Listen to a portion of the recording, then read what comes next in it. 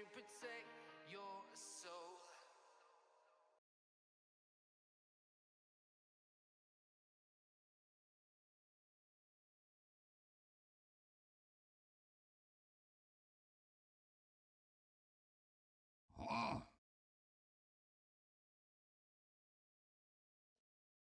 Hello everyone, welcome to day 12 of the Hornbill Esports Championship held by the Department of Youth Resources and Sports Nagaland. We are already heading into the first game of the day. Two very prominent teams in the tournament, True Strike versus Last Tail. It is already in the drafting phase, guys. So if you are supporting either of these teams, let us know in the YouTube chat by voting for which team you think will win in the YouTube poll while we get started and analyzing what exactly these teams are thinking about. And for those of you who are new here, this is the Hornbill Esports Championship brought to us by the Department of Youth Resources and Sports, Nagaland, India. And this is a nationwide tournament, which is a total prize pool of 2 lakhs, where the winner will get 1 lakh rupees, and the second place will get 60k, the third place will get 30k, and the fourth place will get 10k. So it's a pretty hype tournament, and we are super excited to watch some amazing quality Dota here. We are already on day 12 of the event, so definitely subscribe if you are interested in watching more of these games. With that, let's get into the draft, guys. We have the initial round of bans coming out on both teams. True Strike taking out some very prominent carry heroes, which like the Dusa, Shadow Fiend, Morphling, and Luna. There's very powerful carries that if they are not punished early on in the game, they can definitely snowball and wreak havoc. And Laftiel did focus some equivalent heroes, but not really carries, more like offlane and support. And definitely makes sense to take those out of the pool. And based on these bans from Laughdale, they did go for the Pangolier. So the bans make a little bit more sense now, which, like, you don't want the arena against the Pangolier, you do not want the clockwork cogs. So interesting pickup. They did go for a core pickup right off the bat on the side of Laughdale. So very confident drafting coming out from them. Bloodseeker, a very textbook counter for Pangolier. But given that they did open with it without banning on the Bloodseeker, it makes you think like maybe they have a strategy for that. So it's a little bit of mind games, definitely, on the side of both teams. So True Strike will have to think about how they want to play against this. Pangolier is a very good early secure for the draft, given that he is so good in the lane, provided he's playing mid. He can really dominate any matchup, so it's basically securing the mid lane for them. And True Strike do go for that Bloodseeker pickup. They're like, we're not gonna miss this chance. You pick up Pangolier so confidently. We're gonna go for the Bloodseeker pickup and see what you have to offer in return. So they are going for that rupture play. This is the first time we will be seeing, I think, Bloodseeker in this tournament. And we will see how they will execute this. Bloodseeker, now that it's picked, probably trying to figure out which role they could be playing this in. Um, don't think Bloodseeker carry is potential here because he's not really that strong right now. There are other better options that they can go for. So we'll have to see. Laughdale now banning out some. Suppose they do take out the Grimstroke. Very good hero at controlling the Pangolier with the silence, the Phantom coming out, and also the bind, his ultimate, keeping two heroes bound together and preventing that double rupture. So it's a good ban. They did think about any kind of wombo combos coming out from the side of True Strike. So definitely interesting ban. And Beast, Beastmaster, just overall such a dominating hero in the laning phase in the game, just snowballs out of control, very hard to deal with. Towers hate him. So yeah, that's definitely just very focused and thought out bans coming from the side of Laughdale, protecting their draft because they did open with a core. Now True Strike is moving on to their ban. I'm going to be using a little bit of the reserve time for this. Oh, they take out the Storm Spirit. All right. One hero that really doesn't care about Rupture basically is the Storm Spirit. So interesting that they banned out the Storm Spirit. So they are thinking that this Pango could be the offlane. They're expecting a different mid setup now that the Bloodseeker has been picked here. Now they're gonna move on to their next pick. So see what they have to say. All right, they go for the Lich. It's a good pick against Pangolia, gives that sustain with the Frost Shield and does insane damage in the lane. Very good for lane. It's basically a lane winning hero, very good to combo with any core. And later on as well, with the Chain Frost and Shield Gaze to keep them in place. It's overall a very good control. Obviously, Pango doesn't care about the Lich spells when he's in his role form. It's just mainly a lane securing support. Halftail going to use a little bit of the reserve time now to figure this out. We are just very early into the draft, so it's not much we can decipher about what these teams can do. They have a lot of heroes at their disposal to really draft, and they've seen both sides playing so many games so far, right? So they have basically studied each other, they know their own gameplay, so they are going to be very mindful about the draft at this point in the tournament to make sure they definitely have the edge right from the drafting phase itself. And so they go for the ogre pickup along with the shadow demon. Right? Disruption onto the maybe ruptured target. Ogre good with the bloodlust and just overall strong in the lane with the multicast and the ignite damage. Both are supports that can enable their cores, dish out a lot of damage in the laning phase, and overall very strong in the meta itself. So Laughdale is securing those two for their side. True Strike now going to contemplate what they're going to pick. They can go for an offlane and support pick at this point. Let's see.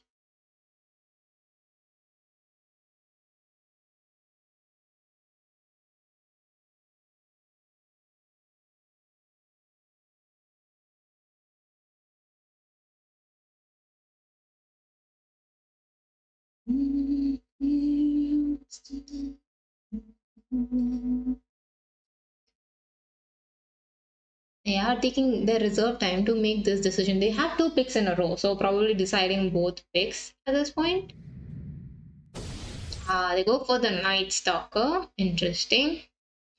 I'm curious whether they will go for the Void, the Blinding Void facet on the Night Stalker, but still Shadow Demon Disruption is there. He can either disrupt the ally or the Night Stalker, unless Night Stalker is jumping right on top of the Shadow Demon. So we're gonna see what kind of target selection this is gonna be. The Night Stalker can even control the Pangolier, jump on him, add that silence. So Shadow Demon might be the primary target for Night Stalker so that he does not use disruption to save any other hero on the map when the aggression starts out. And there is a Nyx Assassin. Okay, two hunters. Nyx and Night Stalker. The lanes are becoming way more clear now. Nyx is a very pesky hero. Once he gets that vendetta, and now that he has unobstructed pathing, he can be very, very irritating. And the supports really have to be careful about their positioning and worrying about, watching their own hero a lot, putting a pressure on them in the team fights. So if disruption is used on someone else, they can easily burst down another hero with the Nyx. And now they go for a DK. Alright, Laughdale picking a very tanky core, which is interesting because obviously they can't really burst him down that easily. They will need some sort of break to deal with this Dragon Knight, and towers still are going to be big victim of this hero, so good at pushing and just standing his ground in the fights. Great initiator. If he's going to be playing the offlane, then he will be able to jump in and use a dragon tail, tank through so much damage. It's just insane. So it's going to be important that True Strike have a way to deal with this Dragon Knight. And also the push strategy coming out with Shadow Demon using disruption on the Dragon Knight, getting multiple dragons and pushing any sort of tower or objective. It's going to be very difficult to deal with. So, nice pick coming out. Very synergized drafting, very well thought out. And we have to see now that both teams have revealed this much. Lofty is probably going to decide their final pick.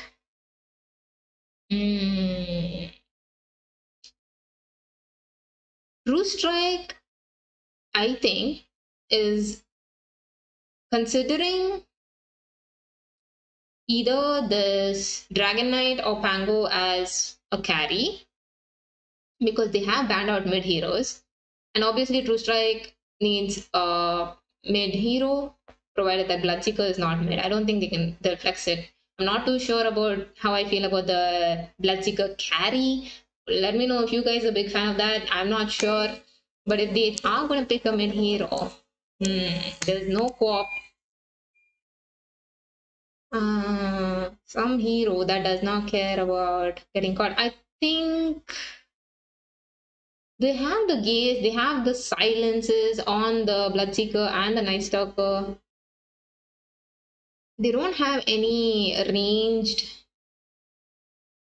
hero, so they could go for a puck, maybe on the side of Laugh-Tail. Works well with the Pangolier role, helps DK keep control of the fight. I was thinking about Ember Spirit as well, but that would be one more melee hero into the lineup, so I wasn't sure about that because given that they have the Bloodseeker, but sure, they go for the Ember Spirit. And True Strike go for the Lina, so two fiery mids on the map. Very interesting draft.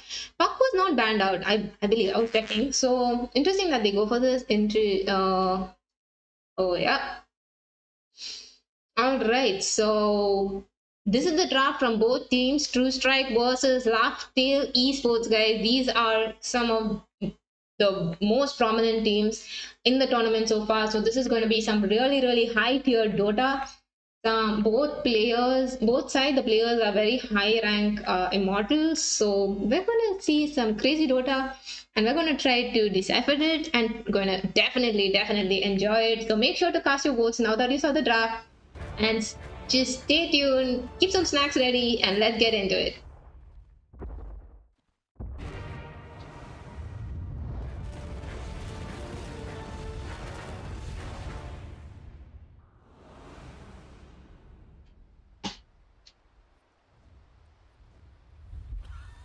Alright, here we go. First game of the day. True Strike versus Laugh-Tail.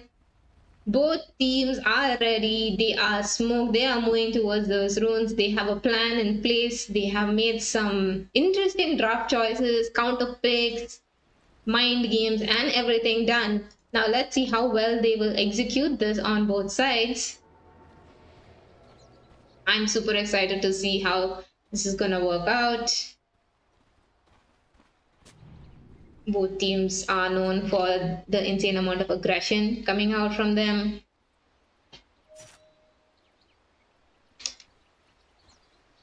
So we'll see who will get the better laning stage and get that early game edge over the other. Honestly, you guys in chat, like, which team? Come on.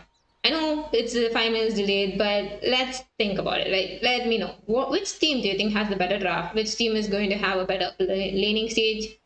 Let's see if you can get the prediction right, guys. Let me know in the chat. What do you think? While we get started with the first battle, maybe? Alright, now. This is gonna back off. Then I'm gonna go for this. Stun and silence. This is gonna harass this Ember. Very nice ward from the side of Dire, getting vision of this bottom lane. And very deep ward here from the Radiant. Dire goes for this one. So mid lane, Ember versus Lena, both are on fire, literally. And overall, decent matchup. But given that Lena has the fairy souls and Ember is the melee hero, Lena is going to have the advantage, but it's all going to be about which hero gets the early sustain battle off.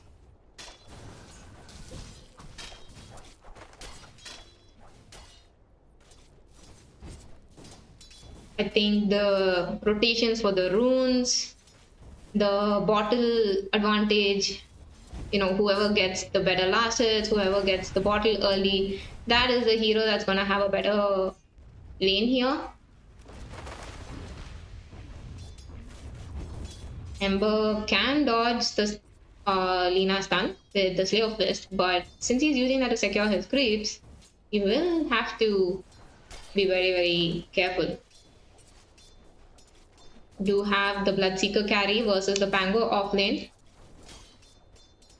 And we have the DK carry versus the Night Stalker off lane. So interesting lanes. Yep, this is how Ember can make his lane go in his favor. He has his bottle, he did rush it, so this way he's going to have the sustain and the edge over the Lena. She will just get more powerful at this point because her damage just goes up each time, each level. So unless Ember is kiting those spells, he is going to have a very, very hard time. Her attack range is insane. 7 fairy soul stacks. But ticking very low. Bottom lane, so much harass coming out on both sides. They have to be careful about their positioning. Any sort of sidestep will be punished. And I think we're going to see one. Lich being caught out. There is a grenade. He has the frost shield. Bloodseeker looking to focus down the Shadow Demon. Lich will fall and so will the Shadow Demon. But first blood goes to Strike. No, it goes to Shadow Demon. So that is Laugh Tail. 1 for 1. Good punish coming out.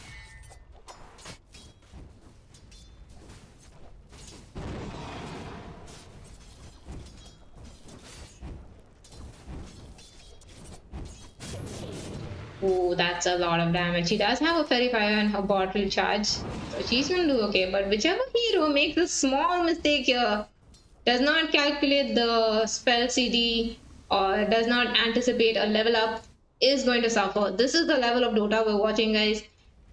Everything can be used to their advantage. A slight movement, a slight level up, anything can be used. Bottom lane. Playing pretty aggressively, but they're gonna have the sustain to live through. The Shadow Demon has 3 stacks on the Bloodseeker. Make that 4. He has to be careful. It can be very painful. Oh, 5. Uses his regen. 6th one does not connect, so he's gonna be okay.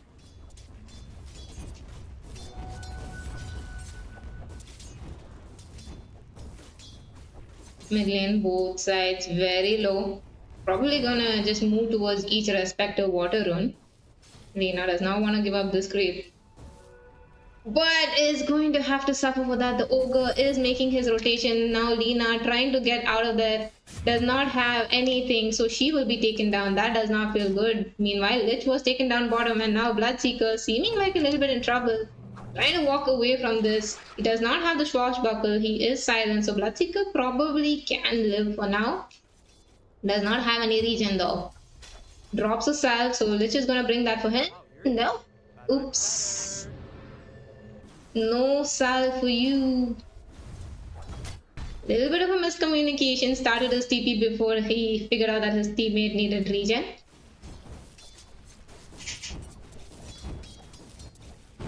Ember now with that kill on the Lena is way closer to that level 6. Oh, Pangolier uses the shield crash, is able to stay alive a little bit here, but is taking a lot of damage. He's getting right click down, but there is the banish from the Shadow Demon. He's gonna be okay for now. Top lane, we don't see much aggression given that it is a DK versus Night Stalker. Not much is gonna happen. Very tanky heroes on both sides. So yeah. The harass coming out from this Lich is going to be really insane given that he has a level 2 Frost Blast doing so much more damage. Ooh. Soul Ring denied. Ember Spirit now has his level 6. Looking to use that to secure his range creep for himself. Okay. TP's out. It's gonna come back in with full HP and mana. So that is the advantage he has here. He can make moves around the map and come back to his Revenant. So yep. And then now we have the stacks coming out on the side of Laughdale. There is no ward here on the side of Truce. Try to scout this out. Now Lina will just have to walk to base. She does not get the same sort of regen that Ember has. Ember with the haste rune. He knows that Lina is not there in lane right now. Could make a rotation.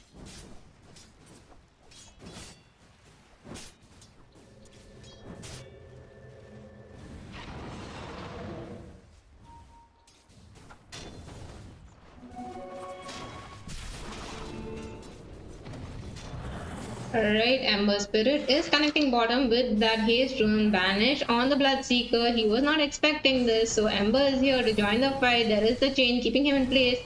Shield trying to keep him alive. He's going to TP out since there is no banish or chain. So nice heads up play from the Bloodseeker. He is out of there.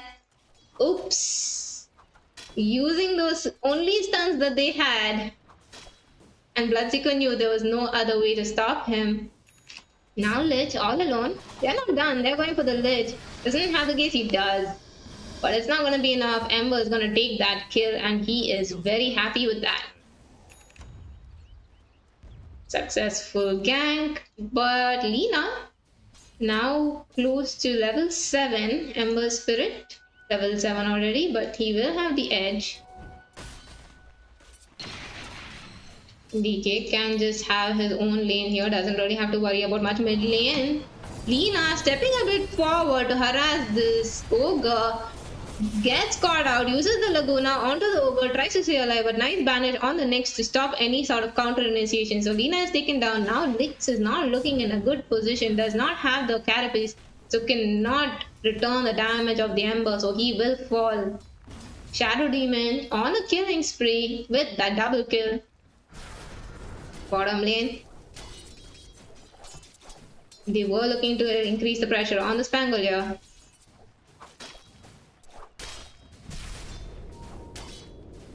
They are smoked. Ember gets the illusion rune. They are drawing arrows to the bottom lane.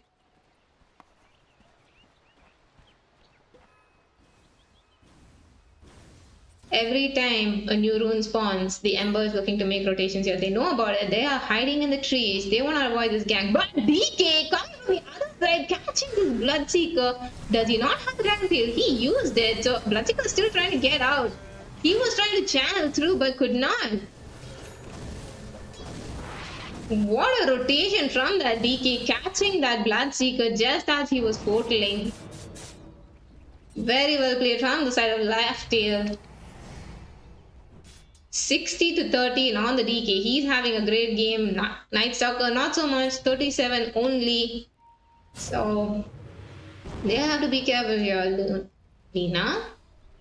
Damage. Has to be careful on the Ember. Do not underestimate her strength. Let's look at the net worth. Oh, whoa, whoa, whoa, whoa, whoa. I was looking at the net worth. Hello, Ember. Call an ambulance. Damn. Very fast hands on the Lina, saw the opportunity and just bursted him down before he could react. He used the Slayer Fist and she instantly punished him. Great play coming out from the Lina. Used up his only escape right in front of her eyes. He did not consider it. And this is what we were talking about. This is what the type of Dota we see. Any tiny misplay, any tiny spell on CD can be instantly taken advantage of.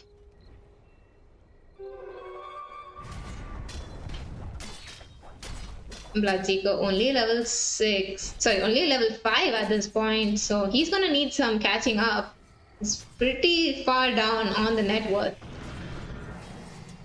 Lina invests. There's a sentry there, so she's standing on this side, gets the stun off. She does not have Laguna for 6 seconds. Gaze in place from the Lich. Nyx and Night Stalker coming in from the backlines, going on the Ember. He thought he was safe, so he was chilling. Now he has the Remnant, so he's gonna be okay. Pango will not let them live for this.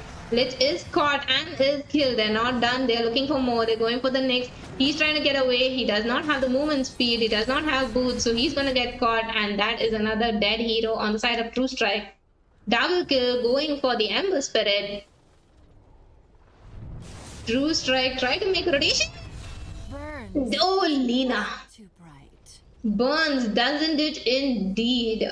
What a play. Again killing off this unsuspecting Ember. He is just underestimating the range of the spells of this hero. She is using them every single time that Slayer Fist is on cooldown. Next, looking to make a play here, he was using his stun to be a little bit aggressive for some reason, but the DK is very, very tanky. Pango doesn't have the rule, so they're trying to get back, but cannot. They did not expect the Pangolier there, I guess. So now another tower being focused down, and this will fall. So that is the first tower of the game. Top tier 1 for Laughdale. So they get some map open coverage. Nice done. Nice placement by the Lina. Uses Remnant, uses the stun. It will connect. He is silenced. He's going to be right click down. He's trying to get the regen rune at least. And his skill will be taken by the Lich. Oh, this is not looking good for the Ember. Feeling a little bit too confident in the mid lane. Trying to make some flashy plays, but it's not working out for him. Lina, very happy with this. Got 3 kills on this hero.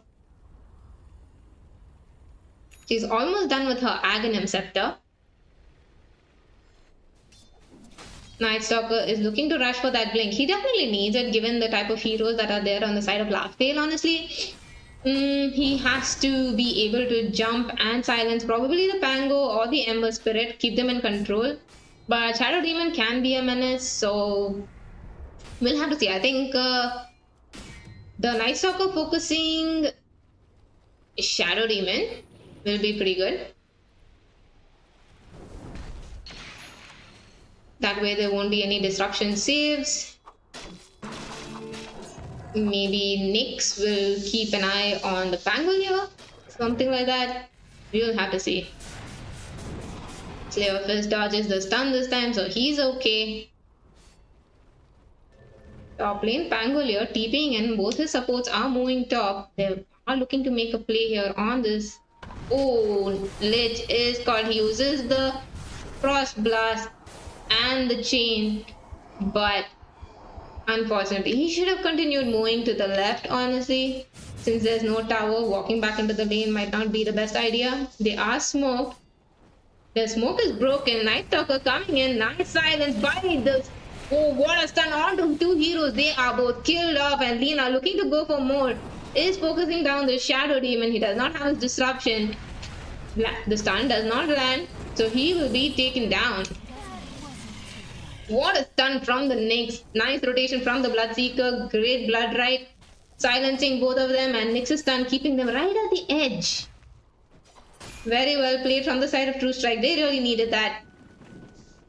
And Bloodseeker was part of that fight as well, so he should be happy.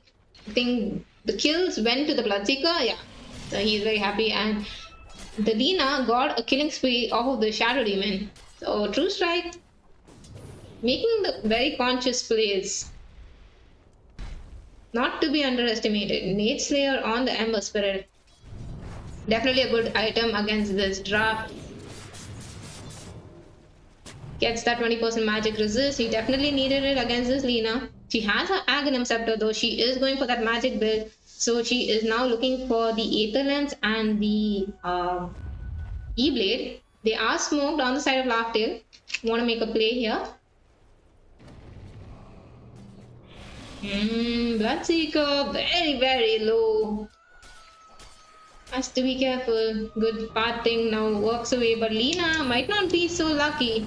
Uses the arcane rune on the Ember Spirit. They want to burst it down. She's very tanky with that Aghanim. She's flying in the air. She's trying to turn it around. The roll not doing much. There is the Lich Shield Gaze onto the Pangolier. Lena will be taken down, but not in time because there is a turnaround coming. But oh, Bloodseeker taking so much damage from this Dragonite with the Mask of Madness and Armlet.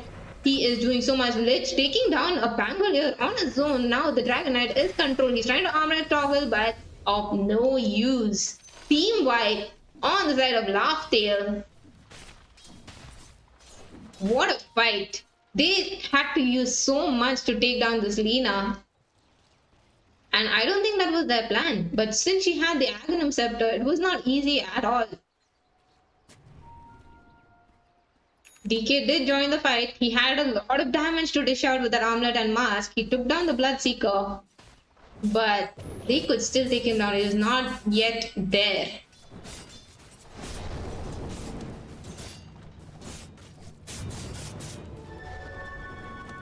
Diffusal on the Pangolier. He's stunned. He's bursted Gaze in place to keep him blocked.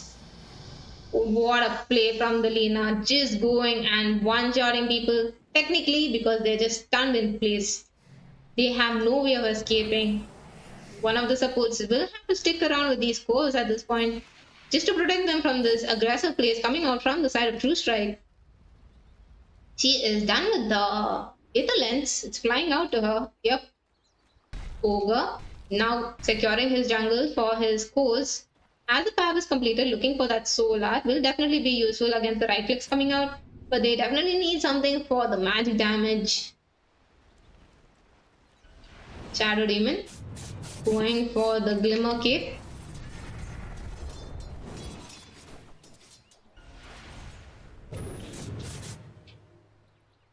Dragonite looking for a Sanjin Yasha.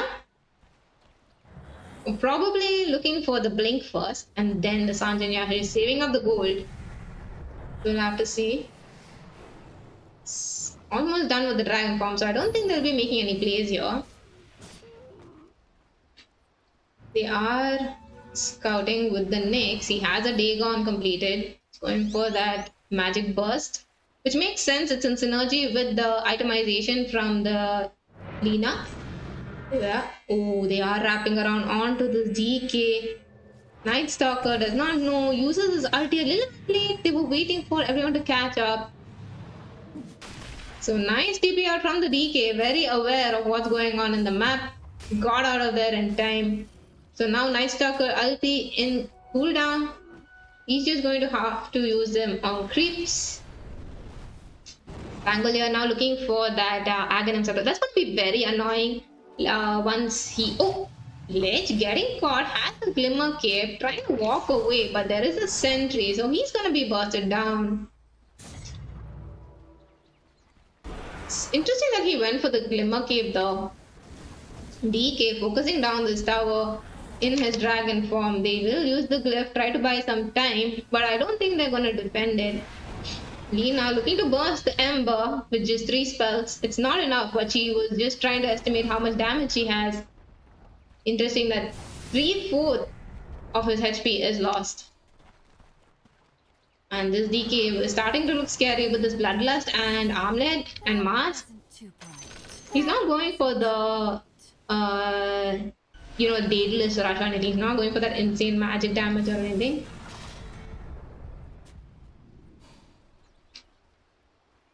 But yeah, as I was saying, it's kind of interesting that the Lich went for a Glimmer Cape because, I mean, there's obviously going to be sentries all over since there's a Nyx on his team. So maybe going for like a 4-staff instead would have been better for him. Maybe a 4-staff or Aether Lens. But maybe we'll have to see. It can be just a positioning thing. Solar Crest done on the Ogre. It's going to be really good in the fight to give that sustain against the right clicks and really buff up the Dragon Knight. He's already hitting like a truck and that's just going to make it more insane.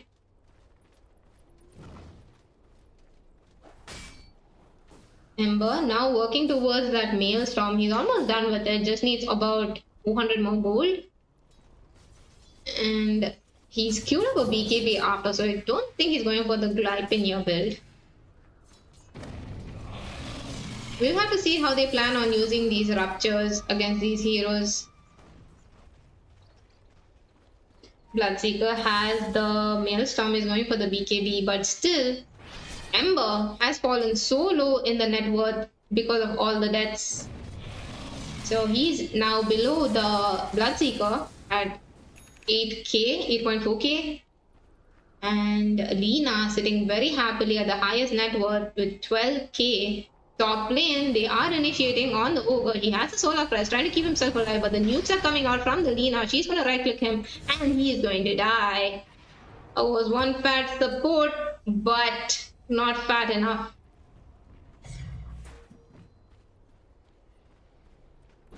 They decided to go for the Tormentor on the side of Laughdale. Shard going to the Shadow Demon. He does get the Demonic Cleanse. This is going to be pretty good to save his cause. Demonic Cleanse removes any negative buffs for the duration. Oh, that's going to be pretty helpful in the fights.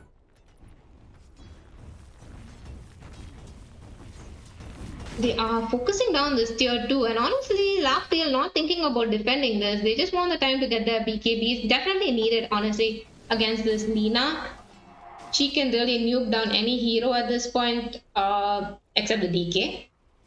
So they have to be wary of their positioning, the silence, and everything coming out from the side of True Strike. So they're kind of forced to play a little bit defensive on the side of Laughdale, honestly. They are smoked. They are looking for some kill opportunities here on Laughdale, but unfortunately, True Strike has other plans. They're going for the Roshan.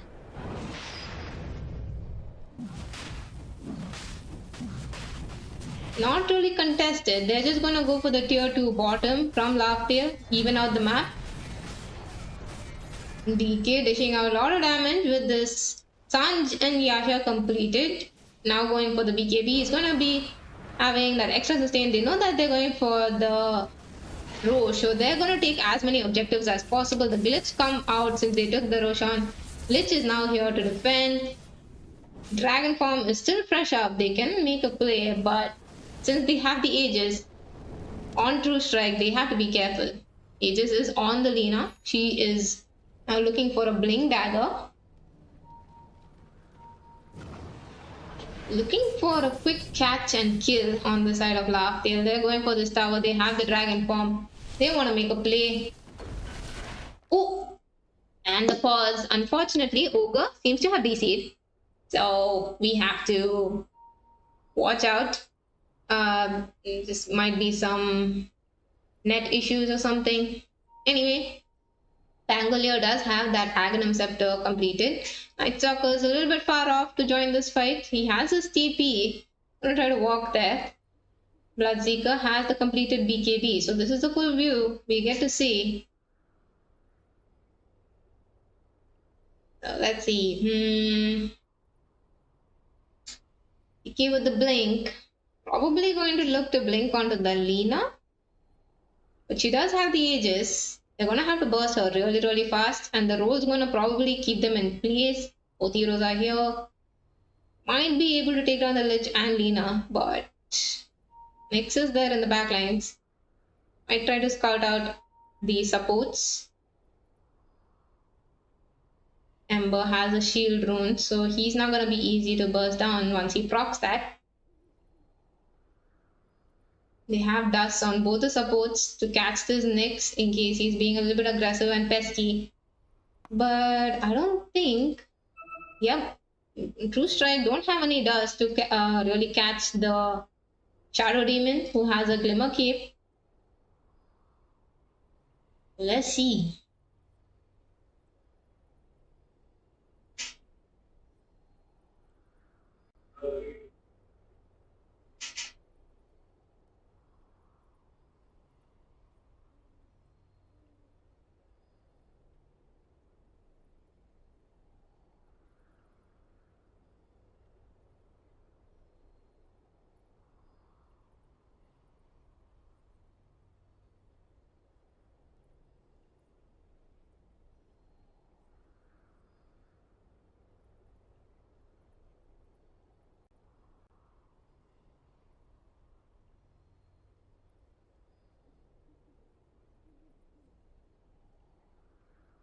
Alright, guys, I have Dakshina here with me.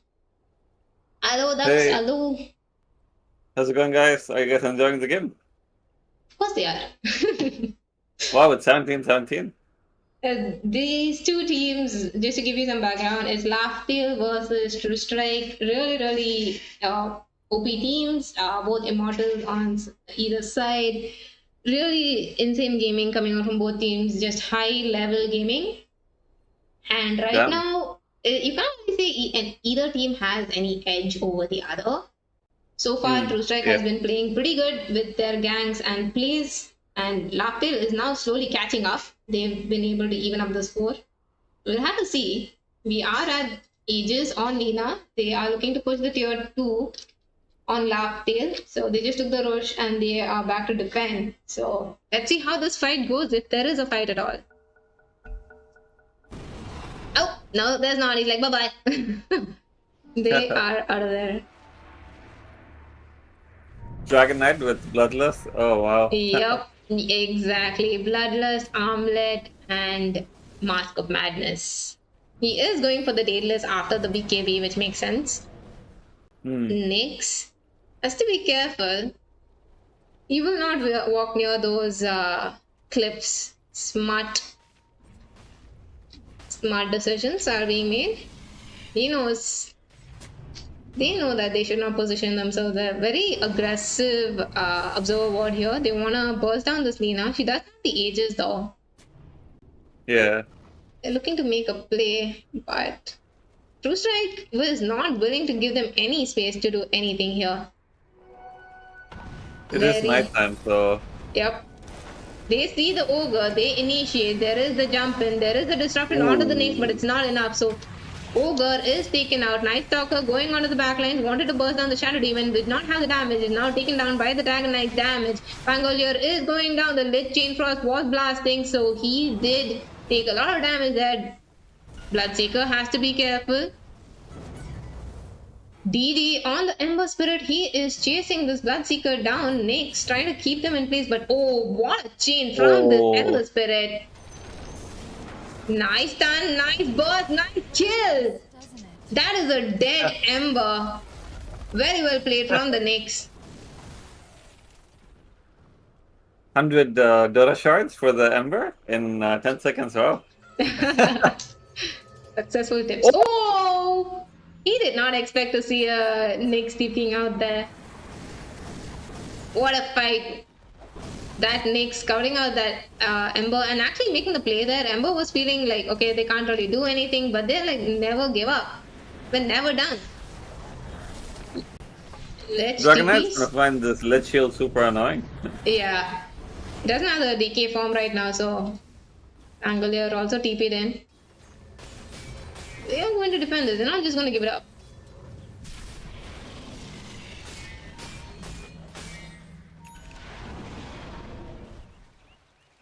They do have the Shadow Demon purge, right, for the shield, but that's about it. Yeah, but it's like, yeah, it's not doing much.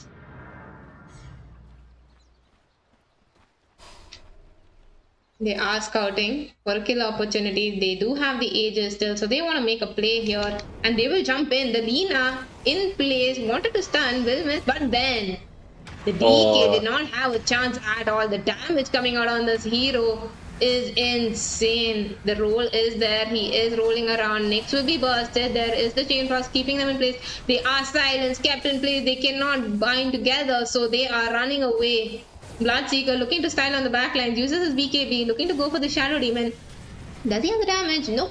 He will TP out, so Shadow Demon is safe. Is Ogre safe? We'll have to see. He has the Solar Crest. Blast the Night Stalker, says, get out of my face, and goes back into his safety net. So 2 down on the side of Laughtail. Yeah, this Lina build, like, you just output so much damage in such short amount of time. This is crazy. Yeah, look at that. 4k damage from the Lina. Wow. The whole team together has put out 4k on the side of Laughtail. But Lina herself gave out 4k, so that's something. You want the blink on the Shadow Demon. What does he have? He has a blink E-blade axe. Now his No, ages. charity, man. I mean, I'll let you know. They are smoke. They're moving towards Lina. They know that the aegis is going to expire soon. Night Stalker will probably tank this. Yep, he is rooted. He's being kept in place. Shadow Demon ulti being used. No shield for him, but he's just hitting creeps. He's just trying to tank through it. That's kind of. Was he lagging? yeah. I mean, he didn't move away from those ancients. He's like, I don't care if you kill me or not. I'm gonna kill these creeps. Yeah, because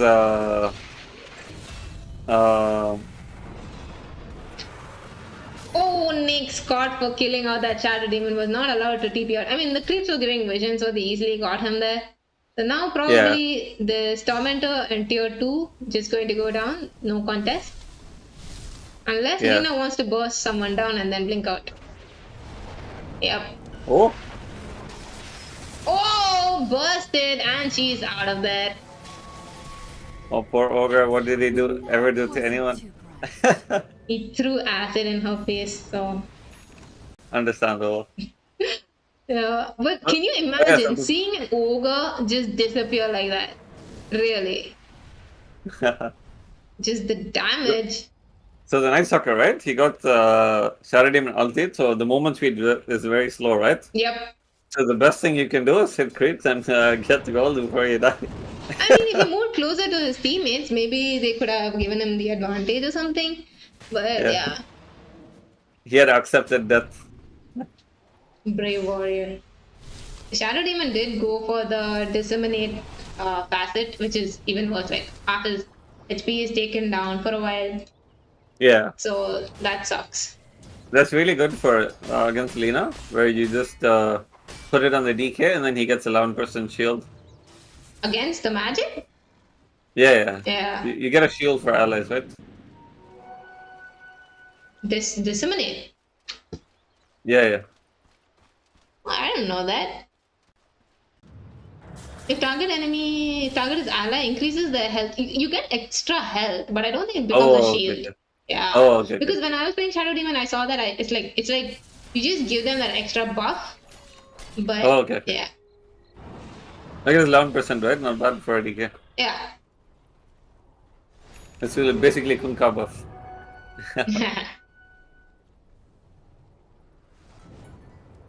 The Nyx is now scouting.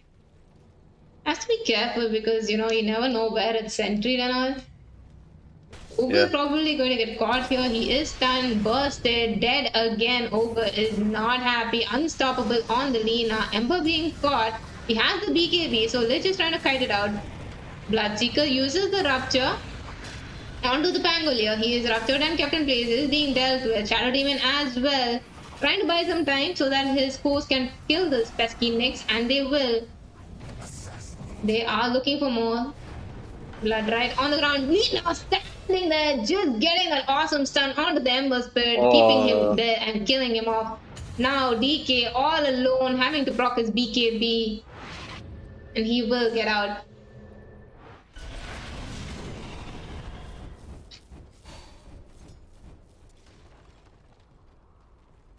I was just gonna say, you don't take a fight after Lina used Laguna, but like the fight went on for so long, and then like she just had it again. Yeah, it's only 25 seconds CD, Ducks. Yeah. So they can wait for 10 seconds, right, and then go back in. Yep. To burst one more guy, right? So that's what I was thinking. But yeah, like she took down the ogre, and then she took down the Ember. I mean, the Lina stuns have been insane. Like, it's a skill shot, but she's able to land them so well. Oh, this is no. like a veteran Lina player. Oh, there's the burst, but there is the save from the support. This time they were hugging the DK and staying next to him.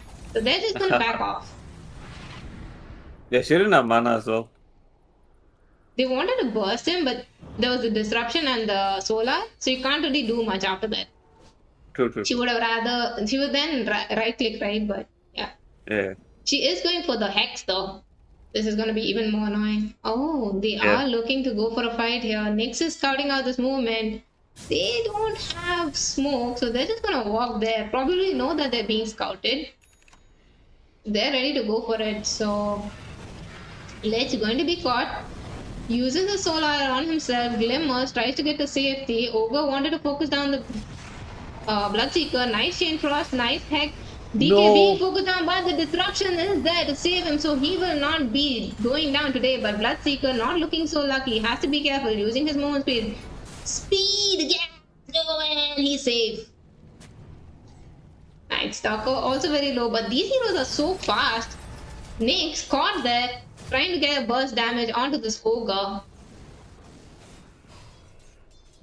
Damn.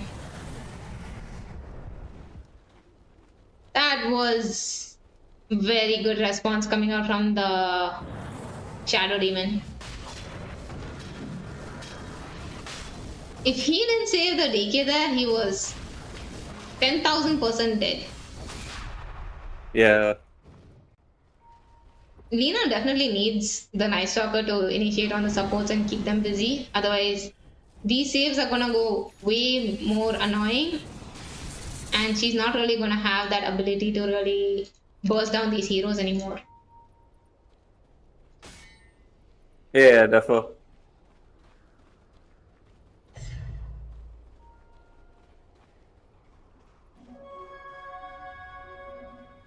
The Pangolin has the completed Skull Basher. He's going for a BKB. All these BKBs are going into cooldown. Already 7-second BKB for the Ember. 7 seconds for the DK. They have the Satanic for DK. That's a nice pickup. Yeah, but he still gets bursted full to 0. Yeah, because you can't right click anyone at this point. Because there's the Hex and the E-Blade. They want to go for the Roche here. Bottom, they are smoked. Can't really burst it down, so they have to wait. They will try to take it down in 30 seconds. Let's see how it goes. Lich will have to stay here to scout the portal. Yep, they're portaling. Lich is like, guys. They stop the portal. And they're gonna get the rush. Alright. Aegis now on the Bloodseeker. Lina's like, I'm unkillable. You go for it.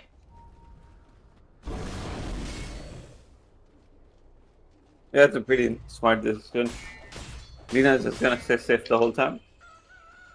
True. And that's what do you think, you know? This is a Bloodseeker carry. They picked it against a first pick Pangolier, first pick Bloodseeker. Oh, wait a minute. He's gonna get focused. Oh, DK, let's play. Now that instant stun, Bloodseeker though, focused and being kept in place, has the Aegis. That's gonna get burned. So his team wasn't there, so he should have been a little bit careful. There is the burst coming out from the Lina. He has glimmered and forced up to safety. He's gonna be okay.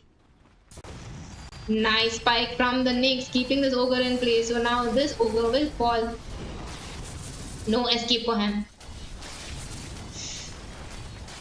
A little bit of a misplay coming out from the side of the Bloodseeker, standing so far along in the bottom lane, all alone. Oh, the Hex onto the Ember Spirit, being caught out for trying to go for the Arcane, and he will get it. But Lina will just walk out of the high ground and will try to burst down this Ember, and she will get it. Oh. It went to the Bloodseeker.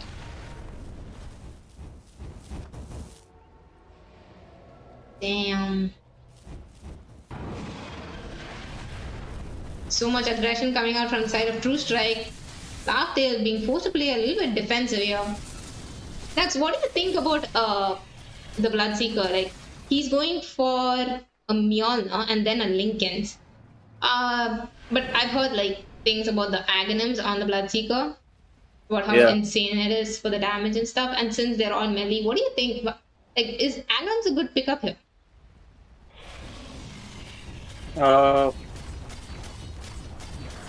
He's going for Lincoln's first, right?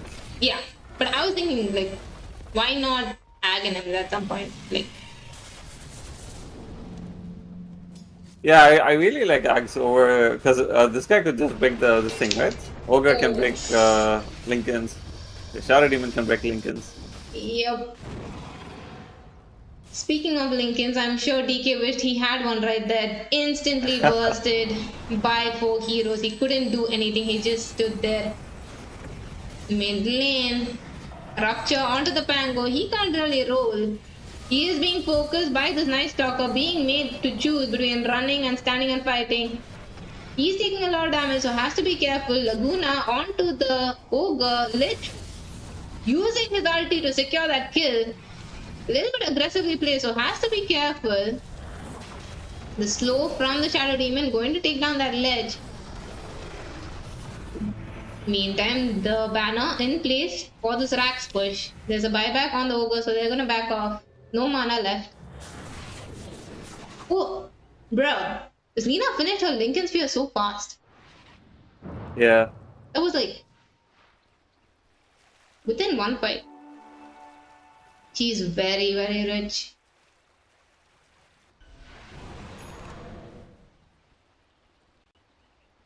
They just don't have the same amount of burst or damage, so one hero is just getting obliterated really quickly on the side of Laughtail. They don't even have an answer for that.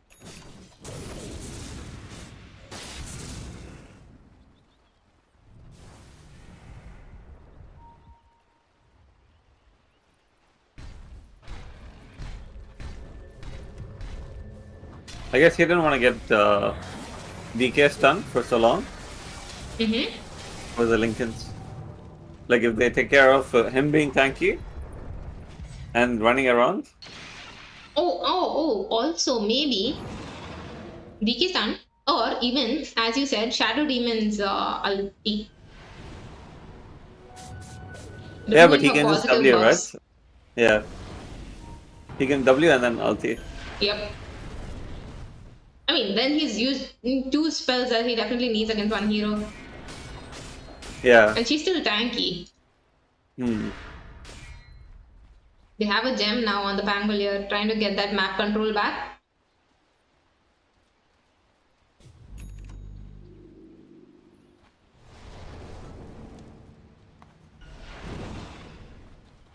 Bloodseeker also has that Lincoln's.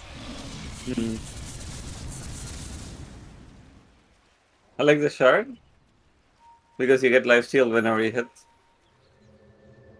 Oh, bottom lane, the flight has started. They are going on the ledge. They initiated. Nightstalker wanted to turn it around. There is the Hex, there is the burst. Onto the BK. He has his BKB, so Lina will disengage for now. Wait out this BKB duration and try to go back in. So much damage coming out. Now no BKBs. Lina looking to go into the fight. Nullifier onto the DK. Nightstalker is dead.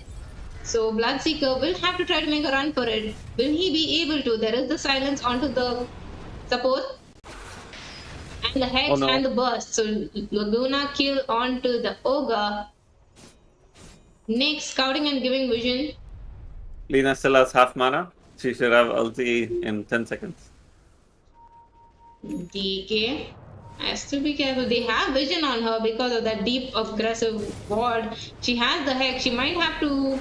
Okay, she will E-blade herself. She will Hex the DK. There is no stun. So what a play from that Lina. I'm sure I would have gotten all the opposite combinations. He did not have Searing Chains on the Ember there. It was on cooldown.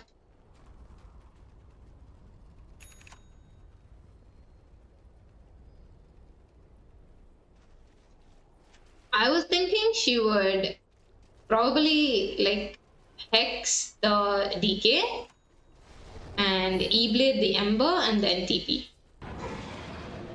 Yeah.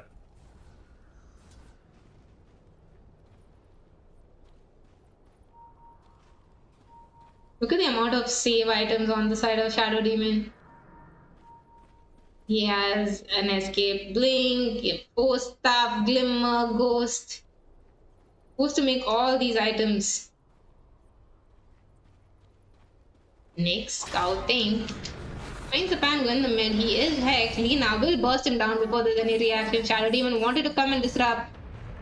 Knows that the next is there. Post staffs himself to safety. He's gonna be okay.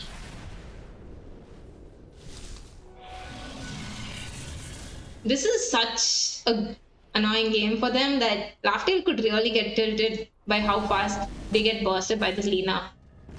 Yeah. This is the build that I wanted the other team to go that day. That day, yeah. And they had. I don't remember who it was, but they went for a right click Lina or something, right? Yeah. But this is more insane. But the thing is, it makes sense for this draft also.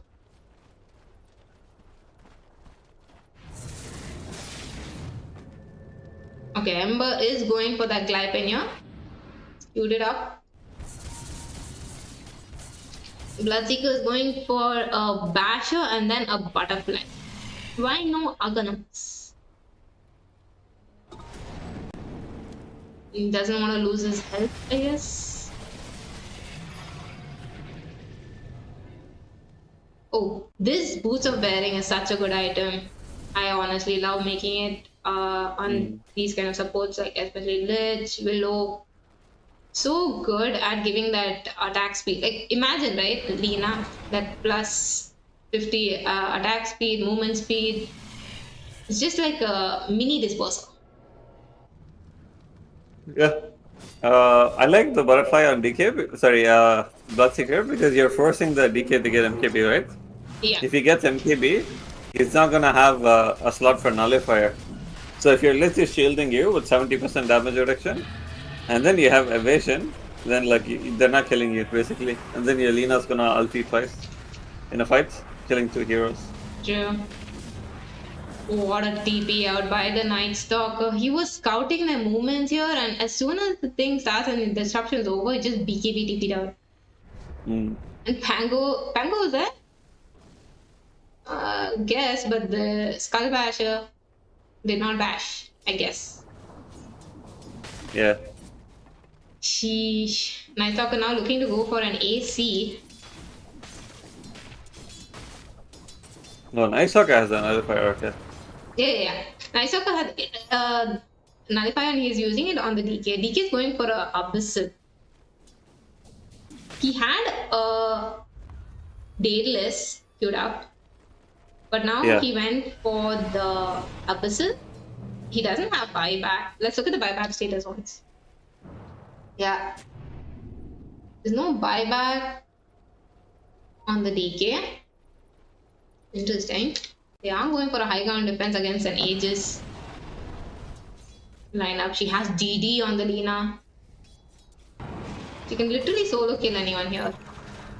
I guess DK wants a Lincoln's Break, right? And then Vanguard gives you damage block. Probably, yeah. He'll use the Dragon Tail to break and then Abyssal, I guess. But I think they're lacking damage. Yeah. You kind of have to eventually sell the armlets, but yeah, he needs MKB too if Bloodseeker has it. For the Butterfly, yep. And they need a sort of reach for this Lina. She's kiting the entire fight. Her positioning has been so good. He just nukes a hero and then goes and hides in the trees. So they're just fighting whoever they can see. So you could even get like Harpoon or whatever, like Yules or something on Pango. Yules too. So when you're rolling, you can just she can't target you, right, with Hex. You just break her Lincolns and then DK jumps in and does his thing. Same for other heroes. Yules is a very good purchase. I agree, yeah. And also it buys him time when he's ruptured as well. He's going for the Lincolns though. Going for Lincoln's play. Bloodseeker. Going to be the one pushing the tower, given he has the Aegis there. Do break the Lincolns, but there is no stun, so he's going to try to fight. He hasn't clicked the BKB given that he has the Aegis, so he's going to stay alive. He has an Aghanim on him. Night Stalker looking to kill down the Shadow Demon in the meantime, but he has to go Scepter, he's gonna live, but DK is now trying to use his BKB to stay alive, has the Satanic proc, so he's going to try to man fight this team, Bloodseeker and Lina, trying to make plays. Night Stalker going only for the support, uses the Nullifier, Shadow Demon will fall. In the meantime, Bloodseeker is caught out and taken down. Lina will blink away to safety. Wow. I thought the DK was gonna commit for the Night Stalker, but he just goes for the Bloodseeker. Yeah, he went for the Bloodseeker and the next, and that was the smart play, you know. And this Shadow Demon bought so much time for his team by just not dying. He just didn't die, and Night Stalker just couldn't burst him down, and that made him have to follow it around. That split the team. Bloodseeker had to fight the DK and the Ember Spirit alone. So that made it quite hard for them. Wow, he has 6.2k HP. Let's see how fast he gets burst down. If he does, okay, there is the Laguna, there is the burst. Round 1, Nullifier used. So no bloodlust for him. Solar is there, stun is there. What's he happening? has the satanic. Sorry? Oh, I thought he was AFK. Who? I thought DK was AFK because he just stood there. He was stunned. Oh, he has an aesthetic cap. Okay, no wonder this guy is so cocky.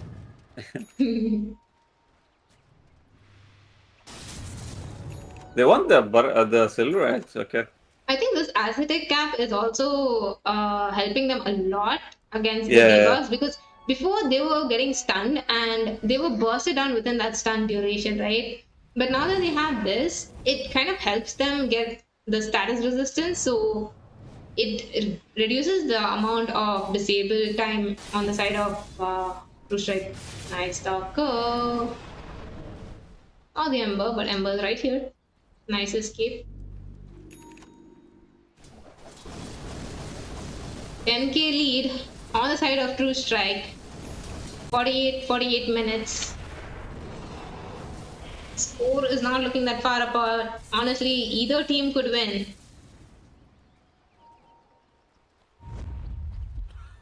Yeah, TPing top. They're looking to make a play on this Night Stalker. He's not gonna farm here. He got out of there. He's gonna be okay. The problem is, like, if you get caught out at this point, like, your face is dead. Yep. It's gonna be So very they need hard. to be They very definitely careful. need him. Yeah. And I think he got this Ags from the Roche, did he? I think so, yeah. Yeah, he wouldn't have had the money for everything. So Lena has an Octarine.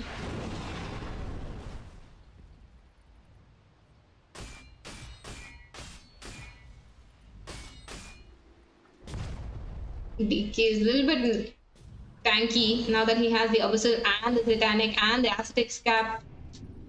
What's his Not- level 25? Sorry? DK is level 25? 12 HP. Oh, Oh, they she see has the 60. Lena. This time they get the stun on her. She has been sneaky till now. She will evade herself. She's flying in the air, trying to get out. She is trying to TP out. Will she be back? Yes, she will. So she is trying to walk out of there. She is shielded and solar, and she will be bursted down. They couldn't do anything. Lich taking a lot of damage, but the Chain Frost is now bouncing between these heroes. He has the Satanic proc on the DK, so he's gonna life steal from every single right click. Nyx will be right click down by the Ogre. Stun Oh, what a onto the catch. Night Stalker. He is flying and trying to kite around this. Will he be able to get out? 6 seconds cooldown on the blink. He's gonna be okay. Damn. The damage. I was really thinking Uh-huh. the Lena would buy back and they were gonna turn the fight, but they were kind of scared, I guess. I don't think it's worth because she's like there's no really huge objective there. Roche will be up soon and all of that. The objective is honor. He didn't know that. But yeah, they got the Lena after a very long time. Godlike streak picked up by Pango. That's a little bit costly for them. Now their racks are exposed. They'll probably give up this bottom racks. Night Stalker will have to depend on the BKBs are on cooldown. 20 seconds left.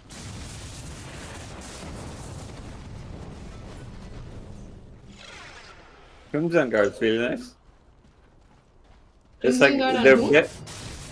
Nice Stalker. They're begging them to get the nullifier.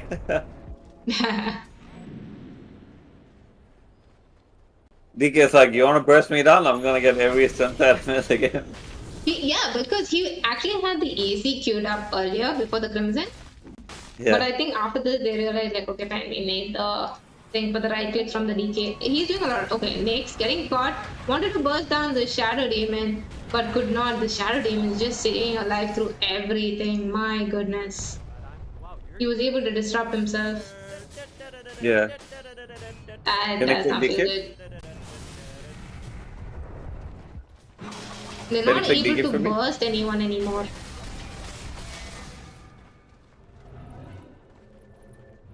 Oh, nice. They got a free shield for the ogre. Yeah, the fire shield, the shard did go to him. Yep, you're right. Yeah. This is also Is pretty it good. is it Yeah. magic or fire? Right click only. Percentage of damage.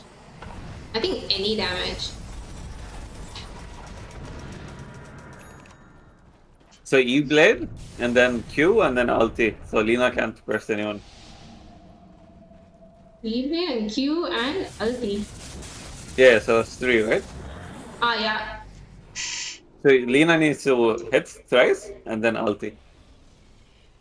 She's gonna need some sort of amp for her damage. It's now fading off.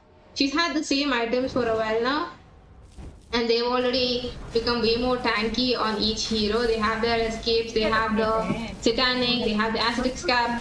So, wait, what? Yeah. I heard my own voice. Okay, so Aegis on the ground, banner on the ogre, I take it on the Shara Demon, but the Aegis. yeah. The Ember is going for the Aegis. Alright. Oh my god, Diddy. True Strike was looking to scout anyone deeping that. Lina has vision of it, so she's gonna get it. The vision here saved the does magic Shadow amp now? Demon's life. It does magic amp as well now, DD, so Yeah.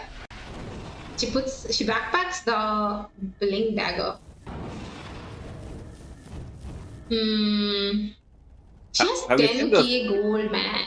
Yeah. Oh shit, where are the... There you go. Have you seen the refresher Linas? No? Am I going to? Yeah, basically.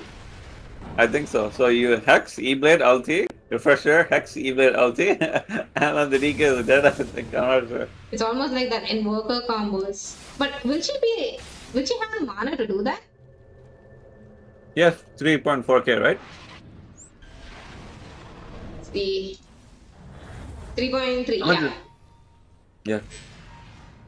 He is so rich, but he's not really bought any item. Okay, Rupture attempted on the Ember Spirit, but will not connect. Wait, Lina should get intelligence. Oh, sorry, arcane blink, because you regen mana every time. That would be good. Okay, Hex onto the Ember Spirit. He is disrupted and kept in place. Now they're going to focus the backlines. He cannot live this time on the Shadow Demon. Let's using the Chain Frost. It will continue to bounce to the Ember Spirit. Sticks to him. Ogre giving the extra bounce by going close to his Ember. 3-2-2 right there. Hello. Clypenia onto the next, keeping them back. Bloodseeker taking down this Ogre. Now looking to go for this Ember Spirit. Shadow Demon bought back for this. He wants to help his foes. DK is on the back lines here. He is looking to go for this. He killed the Lich. He is down on the Ember. And Bloodseeker is out of there. That was kind of sus. That was kind of sus. I'm not gonna lie. Okay, stun, hex, and burst onto the Ember Spirit. He has the BKB. He's going to look to turn around now. Next, going to be focused by this DK. DK not taking any damage from Dina. Link is broken for her, so she has to be careful. Nukes are coming out. Bloodseeker is there with the Aghanim. The Mist doing so much damage. He's just being pushed back. Dead. DK now. Ember Spirit has to remnant out. Try to get away. Will he be able to do it? No! Oh, yes, he can. Nice. He had the Lincolns. Lincolns to the rescue, guys. Did I hear a no? Is Infinity secretly supporting? When he used it, I thought he got stunned because of the void. Then I saw the Lincoln's proc. Oh, okay. I was like, okay.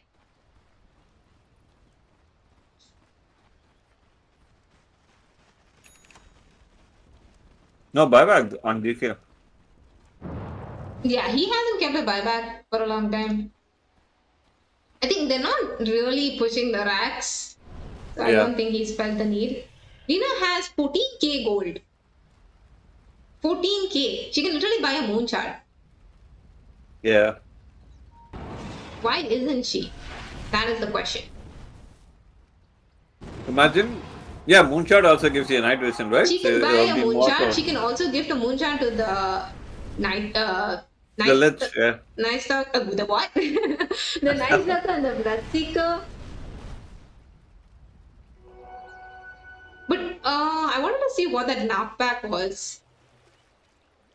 Yeah, that's his thing. From what?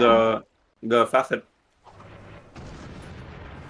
Oh, there is a fight. There we go. The Night Stalker getting caught out. He has his BKB using his ulti, trying to get out, trying to stay alive. He will be taken to safety by his teammates. The shields, the everything.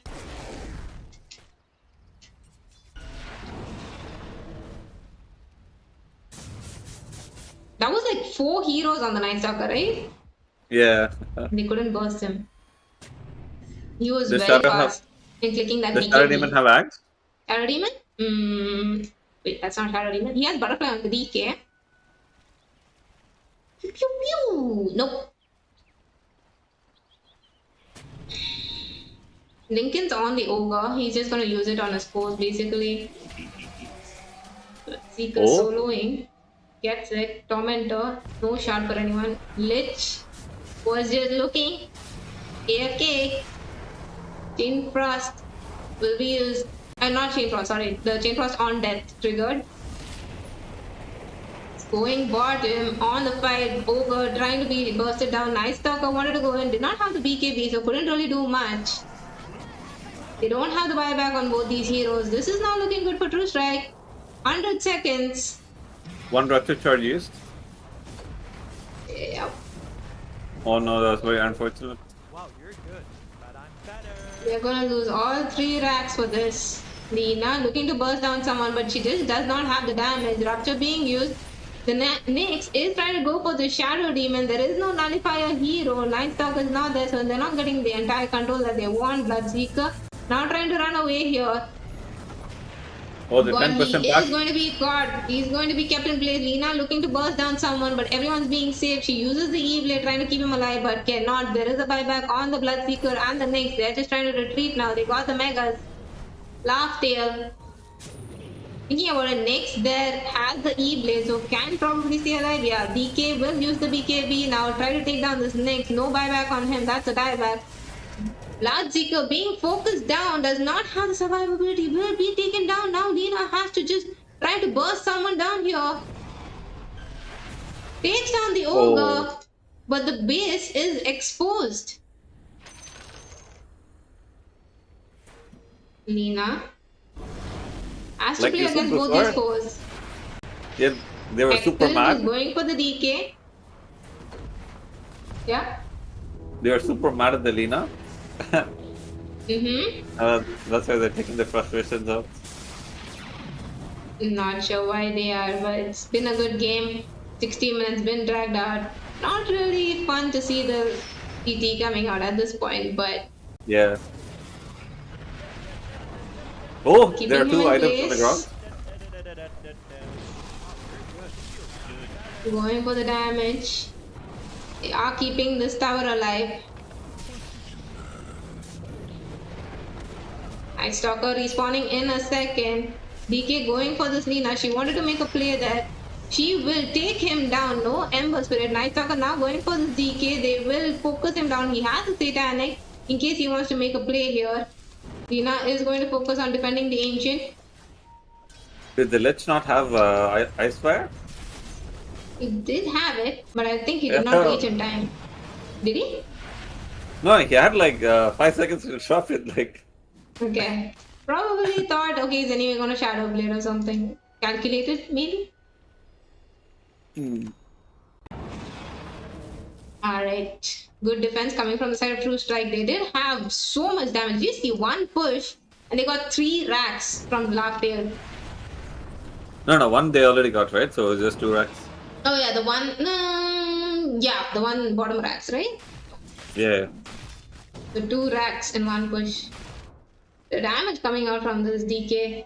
He has that Aghanim, which is like really painful.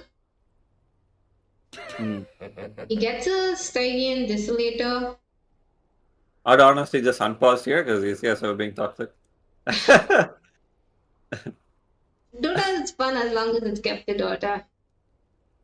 The Ember Spirit has a refresher and it's gone for the Yeah. Force Boots as an Abyssal as well. They just want to break those Lincolns and keep control on the heroes. There's Abyssal on all three cores: Pangolier, Ember, Yeah. and the DK. Yeah. And for the record, guys, chat, like I pause for the enemy team in ranked games, like I don't mind at all. It's just that when people are toxic, I don't wait for them.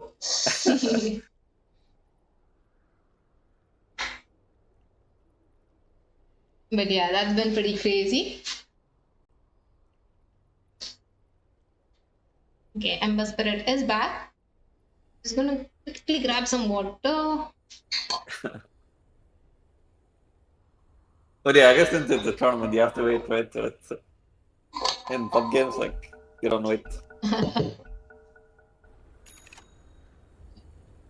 Okay, the Lich has completed his Aeon disc, but I don't think that they have buybacks again.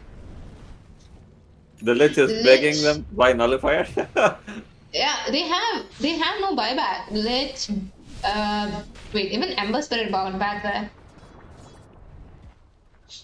Only Lina and DK have buybacks.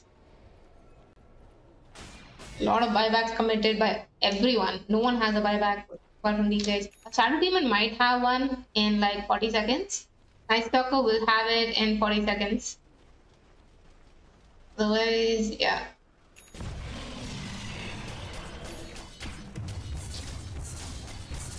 No Roche. Still 1 minute 30 seconds, 15 seconds on the clock for Roche to respawn. I don't know why just buy the Bloodseeker and Moonshard. Like his attack speed is so bad without the Moonshard. Like if you played it, like you'll know how bad it is. Bloodseeker. Oi! Oi! Oi! We have a Divine Rapier in the game from the Lina. She's going all out, and she did go for the Arcane Blink, as you said, Dux. Yeah. It just 100% needed. Oh, she has a refresher. Interesting. She's ready. This is the full committed. You're right with her needing more damage, right? The arcane divine rapier is gonna give her that boost. I want to see like how much damage is gonna come out from this combination at this point.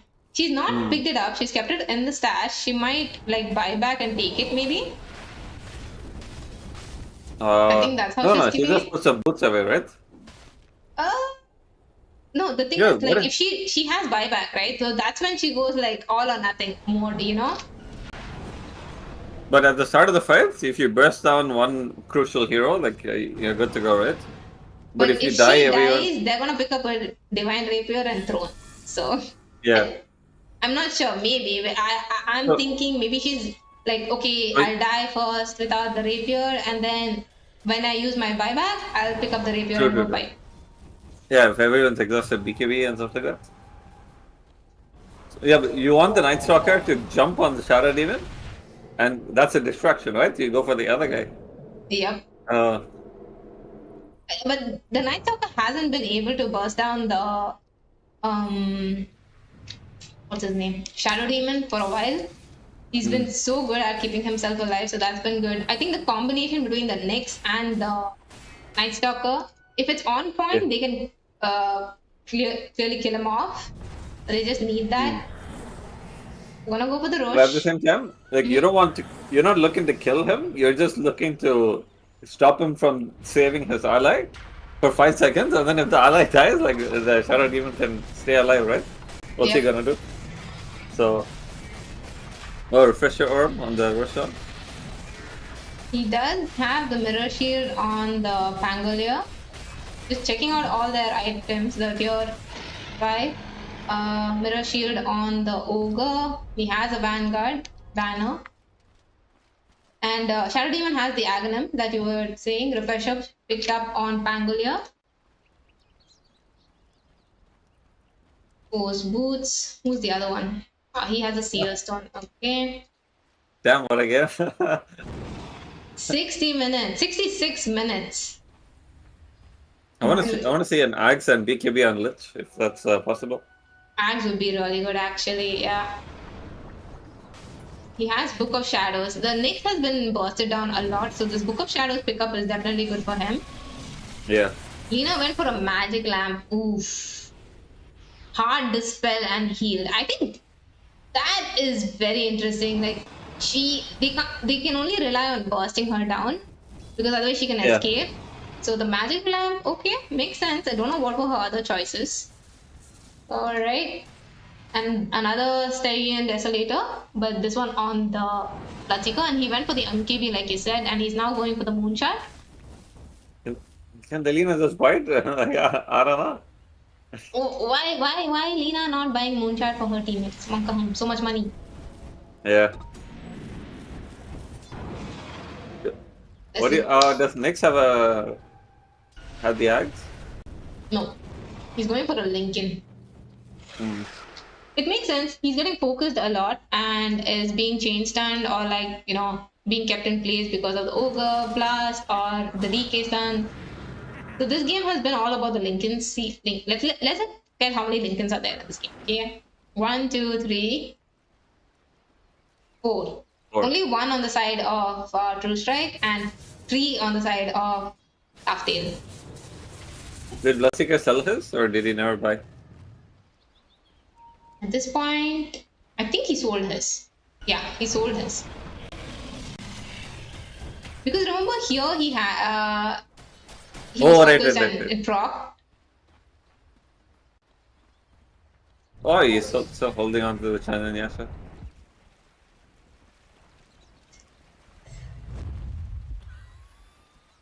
They do get the shield rune. They're smoked. All lanes are pushed into the side of Radiant. Only thing standing between them. Direct access to the Ancient. They have the glyph. Looking to make a play now.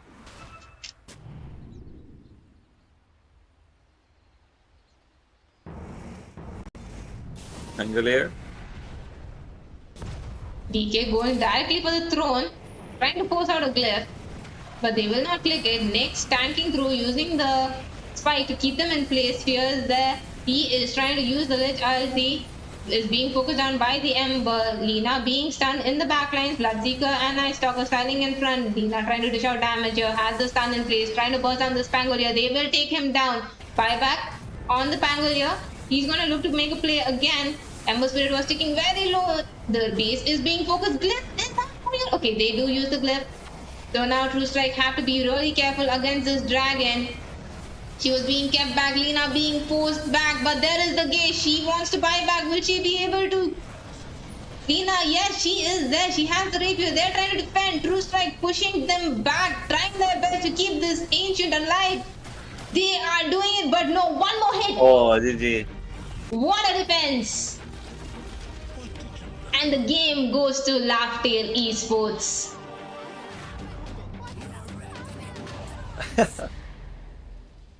Yeah, Dyer played really well. I mean, at this point, both teams played so good. 50-50. Come on, Ducks. 50-50 chance indeed. No, I'm saying like from the prospect that Lina had, right? Yes, they to had be able to weather through that and then like exactly. Look at this. Look at this graph. Like it was totally in the favor of True Strike, but they just couldn't push that high ground. They just couldn't. Like yeah, why? exactly. This is why I had to highlight the point how well the Laughtail Esports team played. Like very true. To be able to hold. Yeah. But why was True Strike not able to push through? That's the biggest question. They were never pushing. Like they were getting kills, but then they were like, okay, I'm going back. But Lina did not have mana to push, so they were a little scared. Every time. True. And also kind of hard to push into the Shadow Demon, Illusion, DK, and the Pangolier role. They tried going, and whenever they dived and tried to get the racks, they generally didn't get the, best fight. So they were just so good at the high ground defense, and they turned the game entirely around. Look at this. From here to here, Lina Yeah. was like just sailing through, and then DK just caught up. What a play! So GG, well played. Good try from True Strike, but Laughtail Esports clearly the victors in this game. So congratulations to them. And now, guys, we will be moving on to game 2. So stay tuned and be ready with your votes because we're coming back right here.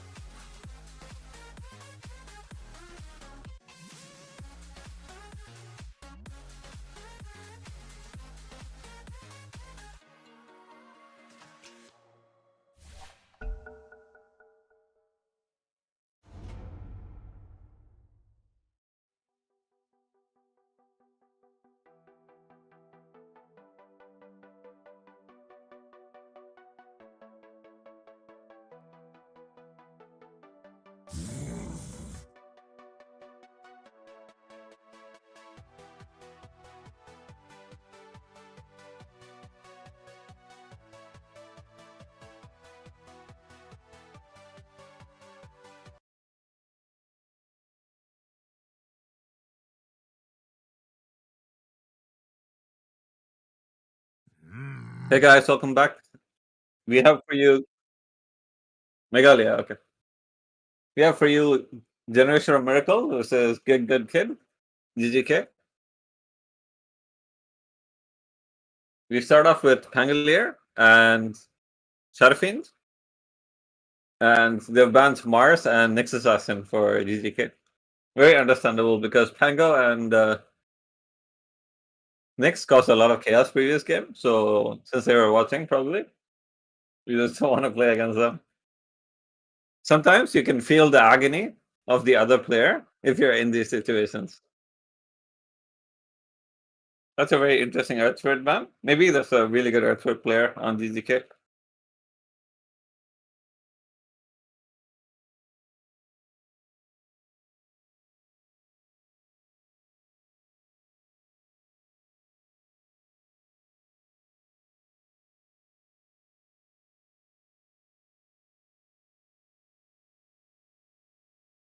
The band of the Shadow Demon. Yeah, it was very annoying to play against Shadow Demon last game. He's such a good hero, especially with the shield, the purge, the heal. And you can make illusions. So if you have something like Lina, like it's just really, really strong. Huck ban.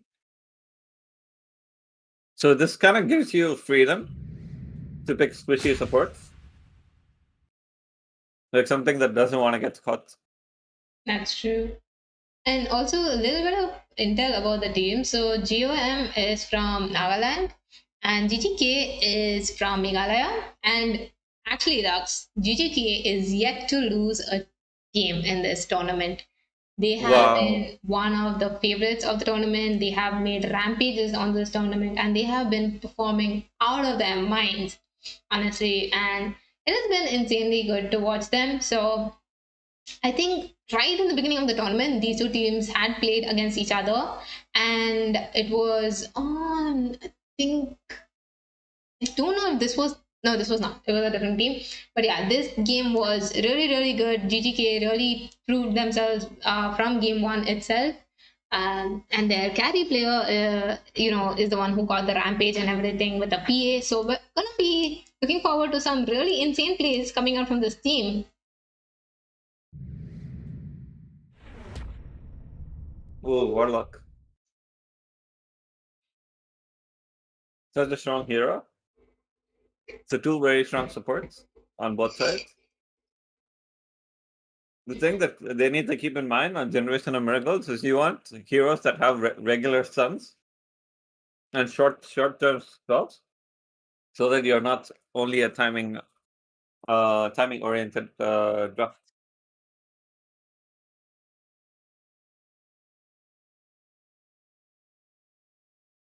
Ooh, they're banning on all the annoying myths. Fuck. Prop and OD. It's interesting that they're banning out the mid so early, though, right? Yeah. Maybe an invoker pick.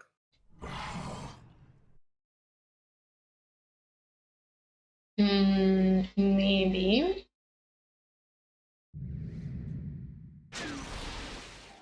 Oh, they go for the gyrocopter, which makes sense. Good synergy with the warlock. Yeah. Oh my god, the instant picks, and they go for the PA. Fan favorite right there. Once you said the carry player got a rampage with PA, I was also thinking because Puck is pretty good against PA, right? Mm-hmm. So yeah, it's not bad, but Yep, but I'm not. We have to think about the link damage and the gyrocopter. PA, I mean, this person must be, having PA as a favorite. And right now, they were totally allowed to pick these kind of heroes. A Magnus PA combo. Interestingly, they didn't ban out the Magnus. yeah. So these three heroes, very, very annoying to deal with, can really set the momentum of the game. So we'll have to see how GOM plan on responding to this. They do go for the Primal Beast. I Primal think for the has a break. break. Yeah. So, but it's going to take him some time to reach that Agnum Scepter, I really think. Ooh. Don's actually very strong with the axe. Mm-hmm. Because you get your team 60% evasion. Oh, The PA is gonna get a taste of her own medicine. she's gonna be PA'd. But honestly, Dawn Potion 4, you rush Ags, you rush the wand upgrade, like you have to get MKB. But I guess since you have a Magnus, you can farm it. But still, the heal is still very strong. that's very true. And I was just thinking about this, the way they have picked their picks on GOM, Yeah. very aggressive frontliners. So there isn't really a way to deal with the Warlock, I was going to say. But they did pick up the Clockwork, which can be such a menace. And he's always going to look for that hookshot target onto probably the Warlock, stop him from ulting. Because he can't really drop the rock if he's getting battery assaulted and can't continue channeling the Shadow Word. Sorry, not Shadow Word, Upheaval. Yeah. So that is definitely a really, really good pick from the side of GGK. They do take out the Oracle. Yeah. Oh, I think I remember. GGK, their mid player in that game where the PA got the rampage, I think their mid was an Oracle. Ah, okay. Yeah.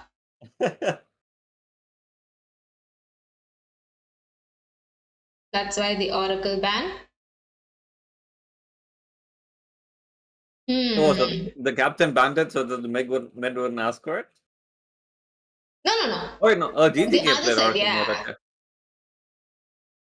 Because my friends usually ban PA so that I wouldn't pick it version 4. But you know what? You know why they banned it?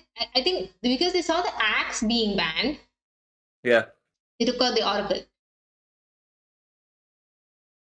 But Oracle is not really countered by Axe because if your carry has like 50% health and they're going down, right? Just ulti.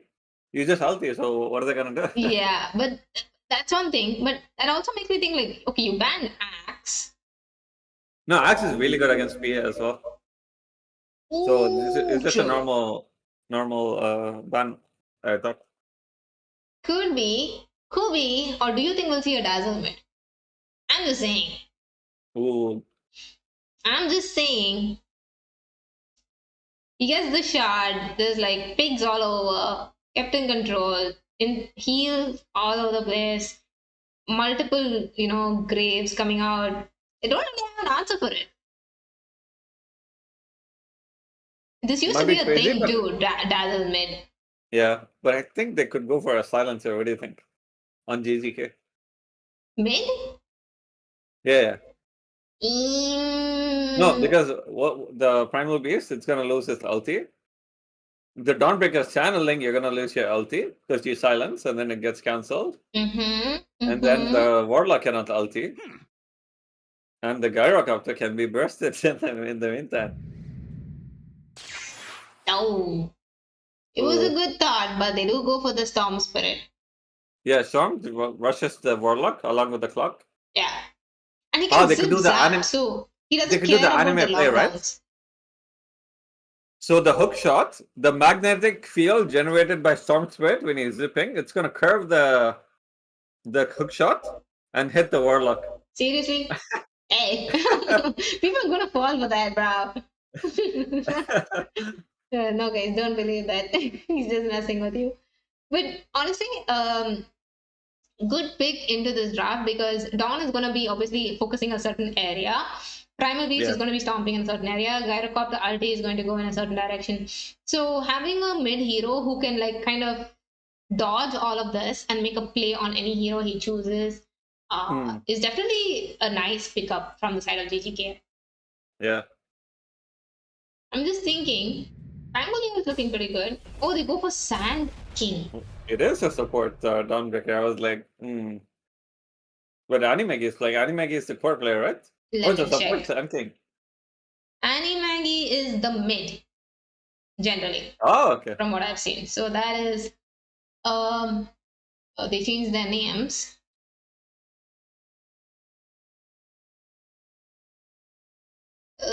Okay, they all changed their names. So, Icon Living is the post 5. One of them is Imcha. I don't know which guy. That is the post 4 usually. They've changed their name, so I don't know. So yeah. We'll stick with the items, I guess. Yep. And GGK G is the carry. I don't know how to say SCHW1 is the mid. Rizuyu is the offlane. MZL is post 4. And Beatum is post 5.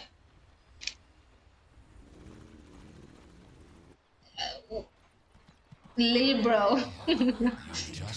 Alright, we are in the game 2 of today, guys. GGK versus GOM. If you are supporting either of these teams, let us know in the YouTube chat. We have a poll just for you to cast your votes and show your support. And we are gonna dive into this game. Hopefully looking for some early game action, but seems like both teams have completely dodged each other. So go with it, Ducks. All yours. Yeah. You think they could have gotten a vengeful position 4 in the end, but I guess you want damage, right? But ideally, there's a support triangle where aggressive supports counter greedy supports counter defensive supports, and defensive supports counter aggressive supports. So if the Clockwork and the Tusks don't get much done, the defensive supports can get a lot more out of it, and they're gonna counter. Yep, counter initiate. Could be the way. So, Water Boy, renamed to Pani something something.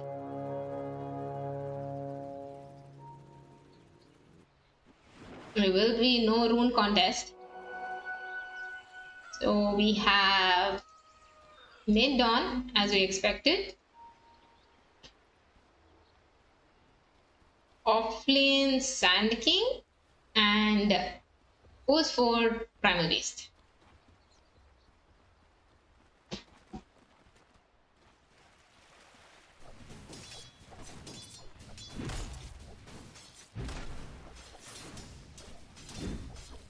Alright, let's look at the mid lane. We have Dawn versus Storm. You just did that. Dawn is going to have a bit of the damage advantage at a later point, given that he's going to be able to get the hammer to secure creeps and also dish out damage like this with the Celestial Hammer and the Starbreak. So Storm has to be very careful. Level 2 Dawn can be very intimidating. Bottom lane Clockwork has high kill potential onto this Warlock. Even in level 1, they're doing so much damage. Taking pretty low. Top lane, they're killing the Sand King, and they actually kill him. Yep, they get the first blood onto the Sand King. Very good aggression. It's a primal beast support. Wow, okay. Yep. So what do you think? If are they just gonna rush Axe on primal? Alright. I don't think so. The axe doesn't add up now, given that it's post 4. Yeah. You need to get hits to get stacks to it. So. This mid lane matchup. Yeah.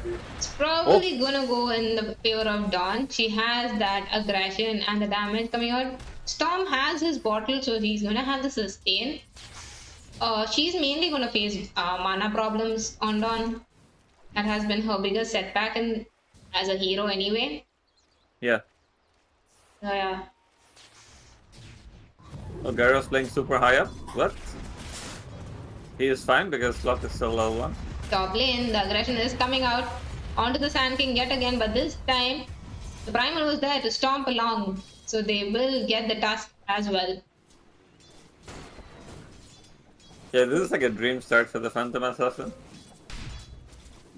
It's a very good combo. The lane duo, I think he went for the Tag team, yeah. tag team, yeah.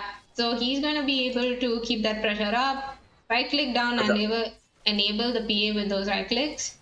That's actually very interesting because you could get to the other one and then save people from Primal Beast ulti and a lot of things like this. So you pull and then you snowball and then you're nullifying a lot of damage. Don't break ulti, gyrocopter ulti. True. But yeah, like they want to. They're making a statement, right? We're gonna be aggressive with the tag team. The clockwork can also eventually hit. They if they're definitely together. have that aggression, like you're saying. He can just blink out, but yeah. The aggression coming out as we were talking about. Now that he doesn't have the stomp anymore, they're looking to make a turnaround. They're gonna be okay.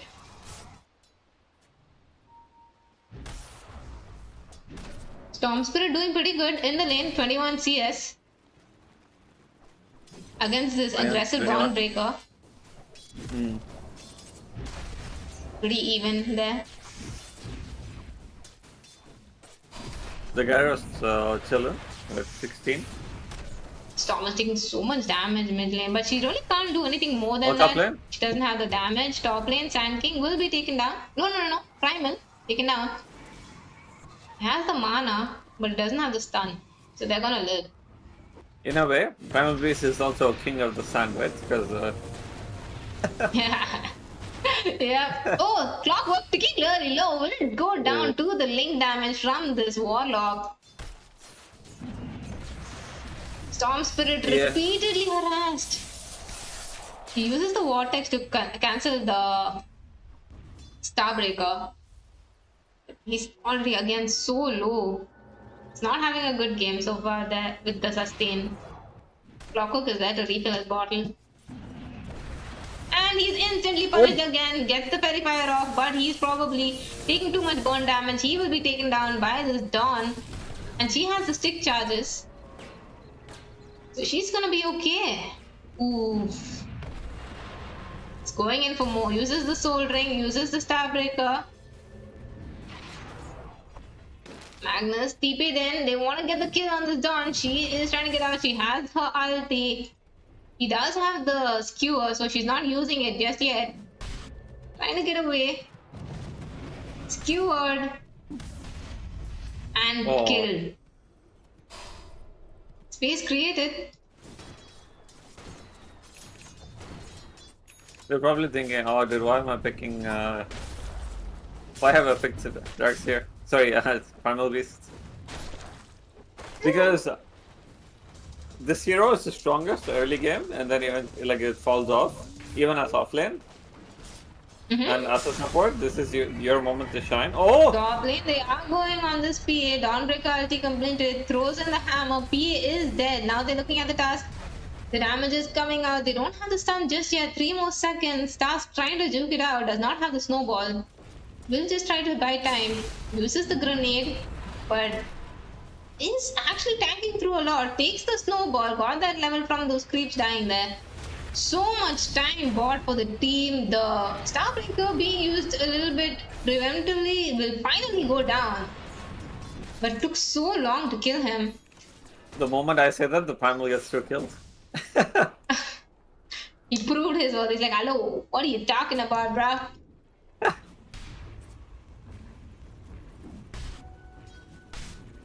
Great save onto the PA there.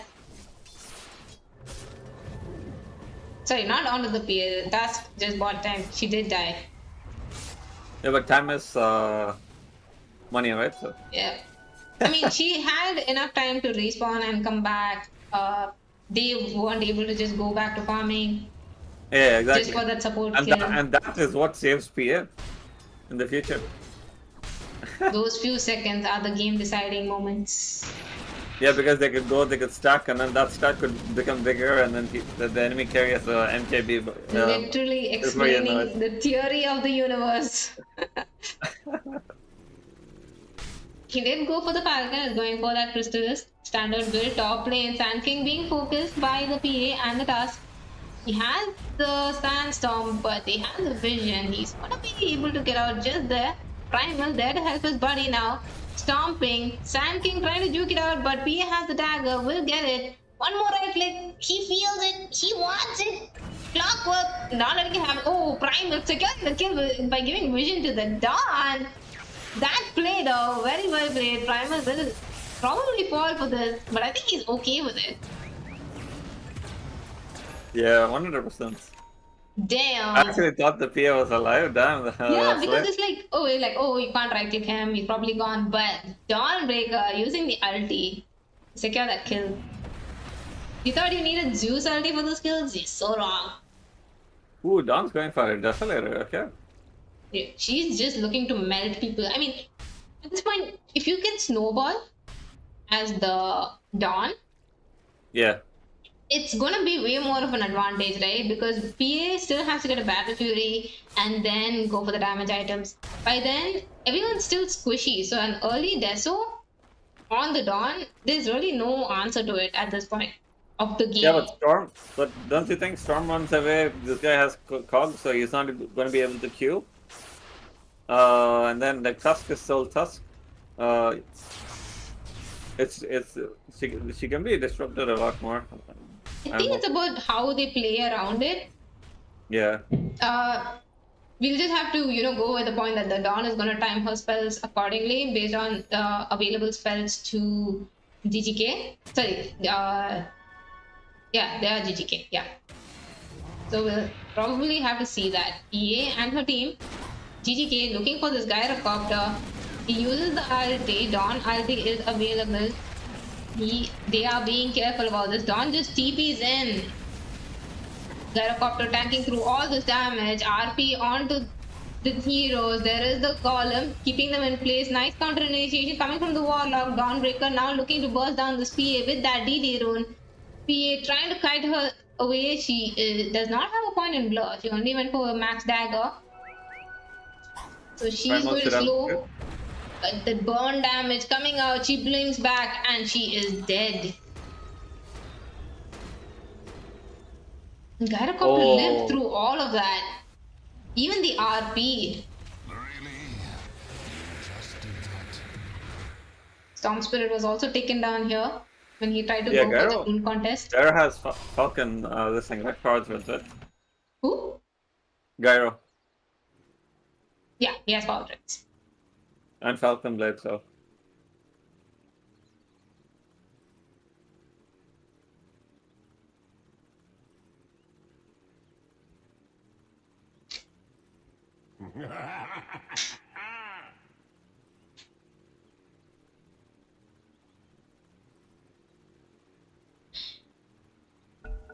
Okay. PADC. Oh, cool. No problem. Column camping can be used to push the lane here. Do some damage to the towers. If you get blink, right? On Dawn after getting the cell, you can swipe and then blink, and then it'll land over there.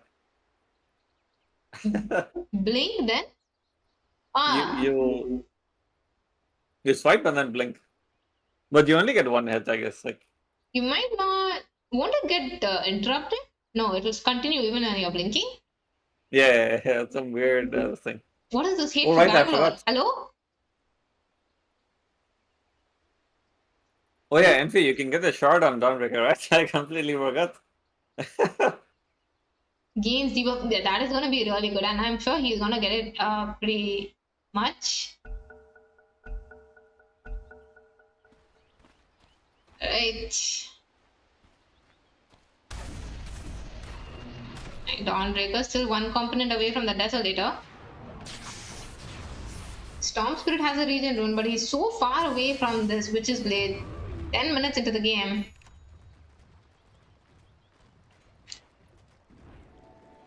Clockwork is still one level away from his 6.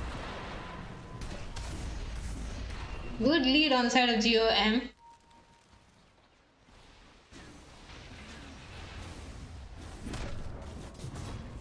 She is still working on her Battle Fury. She's gone for that Orb of Corrosion. So now she has to start building towards this component. She wanted to take part in some fights and get those kills and get snowballing, but she just couldn't. Now she has to dedicate. Farming item. Yeah. Yeah, she has to dedicate herself to farming that item at this point. Envy, do you play Clock? Sorry? Do you play Clockwork? I recently started trying. The other facet is so good, but like everyone's just ignoring it. Oh, I don't really know much about the other classic. So the hook shot. Okay, after the fact. Mm-hmm. They're going for the tusk Wow, card, the damage coming out here. and Pretty he's just half gonna walk away. HP. But they don't really have that blink initiation yet, you know. They're gonna have Oh the no, the clock works. they do find the clock, but he has the battery assault.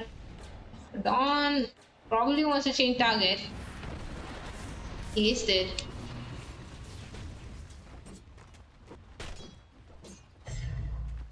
Still, Magnus has blink and 300 gold. yeah. So that's the thing on the side of GGK, right? Once they get their items, they're gonna and hookshot on probably this clock.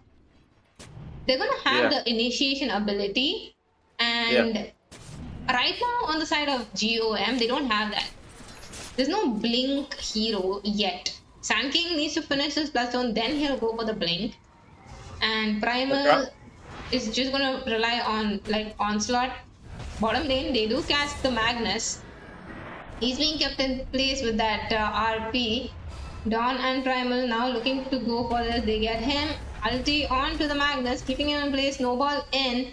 Trying to zone them out. Has the shard. So Primal now being isolated. Dawn going back, wanting to secure that kill. Golem on to 3 heroes. Nice link. No upheaval. So they will just have to walk away. Dawn not giving to, they know there's no mana on the Storm Spirit, so they are going in for the dive. Nice stun by the task with the snowball to keep the Dawn back, but the Storm will still fall, and now Tusk is not looking in good shape. Yeah, he is taken down as well. Animagi on the Dawn, getting that mega kill streak. Oh yeah, so the clock work, right? Mm-hmm. If you hookshot an ally, the cooldown is 10 seconds. You give them a shield and then you give them 10 armor or something. The other facet. Yeah. Uh, Wait, let me just quickly check it out for you. I don't think Yeah, I've really like- seen it. Oh, you get 25 armor and then you get a barrier It's pretty good. and it's 10-second cooldown. But I don't think, yeah, most people, I think they're preferring the cogs radius though. Gyrocopter is working on that Agonant. He's sitting very happily at the highest net worth, followed by the Dawn and the Sun King. So the entire side of GOM having the early game advantage. They are trying to snowball over this. They will have to keep the pressure up. It is still a PA game. If you give them space, she has the Magnus to empower her, so you never know. He does have the Imagine, blink. Sorry? If the enemy gyro has deadless ags MKB, if the PA jumps on the gyro, the clockwork can hookshot the PA, and then PAs are like happily fighting because you have 25 extra armor. With You the can- other facet. Yep. Yeah, you don't care about the deadless and the MKB as much. That's true. She gets the buff. They should get a large stack. So she is so much closer to her Battle Fury. My goodness. So she's still always gonna have say- it in 15 minutes. Wow, yeah. What a stack. So GGK protecting that stack. GOM didn't really think about it, that there might be some stacks in the side, so they didn't really contest it. And that might turn out to be costly to them at this point. PA is catching up. Storm Oh, the Spirit, thingy? Storm Spirit still needs a lot more farm. Golem's up. So, oh, Bloodstone ready on Sand King. Yeah, he was just one component away earlier. But some really amazing counter initiations coming out from the side of the Warlock. Every time there's a fight and it looks like GGK is going to have that advantage, the Warlock is there to just counter initiate by using the column right on spot onto multiple heroes. Plus Us. taking one for the team. Yep, they did go for that play, so didn't really have a way to escape that. The damage coming out from the Bloodstone is gonna be really painful, hard to survive.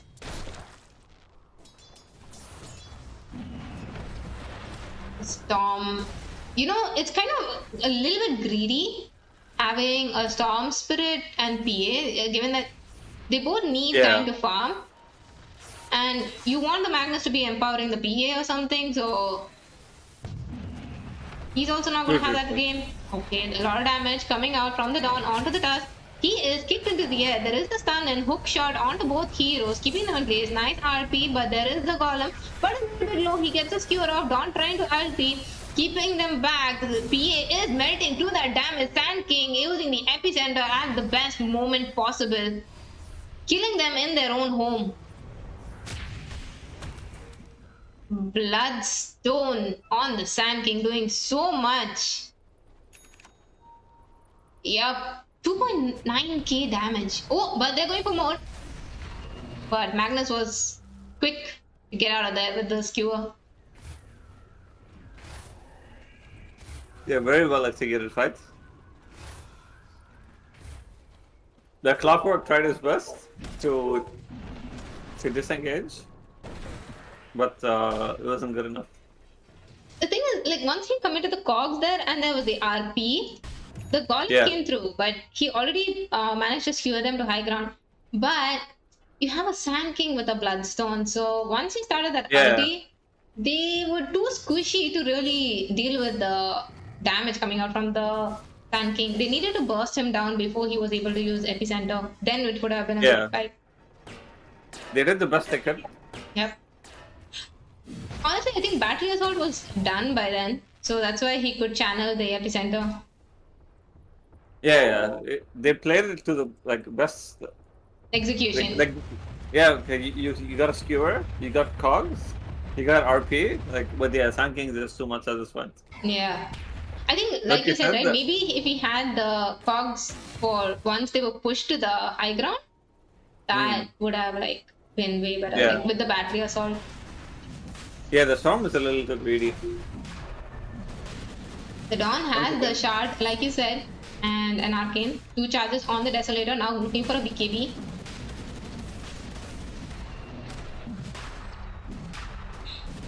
But interestingly, the Clockwork is targeting the heroes you can see.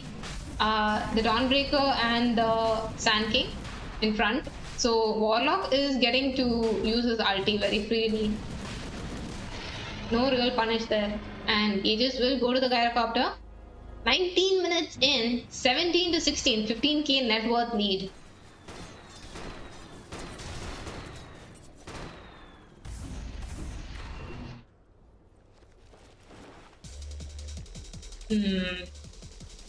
PA is going for the BKB.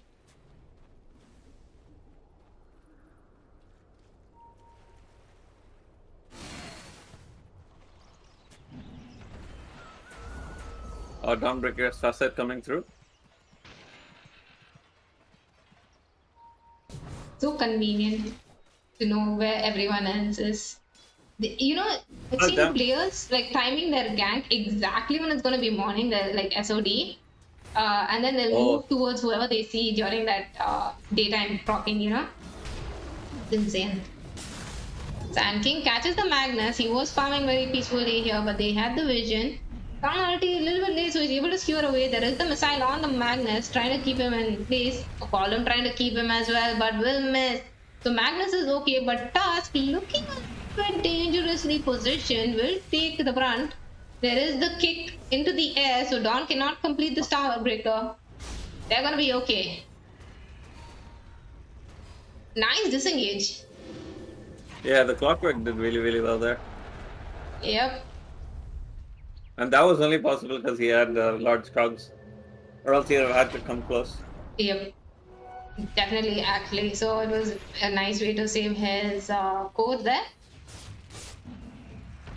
Were there any tips for the Clockwork? I don't think so. Poor guy.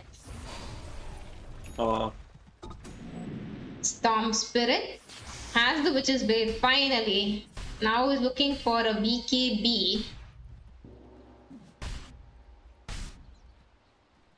GGK managing to counter initiate and make good plays and keep their cores alive. So now that the chaotic offering is on cooldown and there's no golem, they're just going to be playing a little bit more safe. There's no counter initiation on their side, so I mean they do have, but they don't have the rock, so They will play a little bit more safe, just go for the objectives. They have the ages. So you think they're gonna push the high ground with this? After probably the tormentor. Yeah, they have Sand King of the two, right? So He has the blink dagger as well on the Sand King. Oh, Storm Spirit on the back line, sitting and sniping couriers. Pretty petty. Going after poor harmless couriers. Tusk.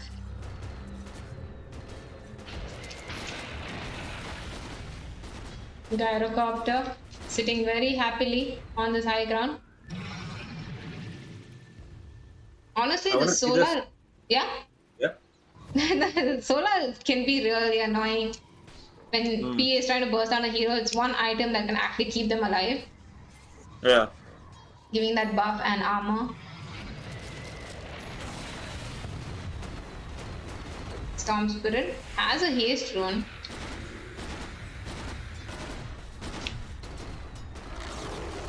Give up the tier.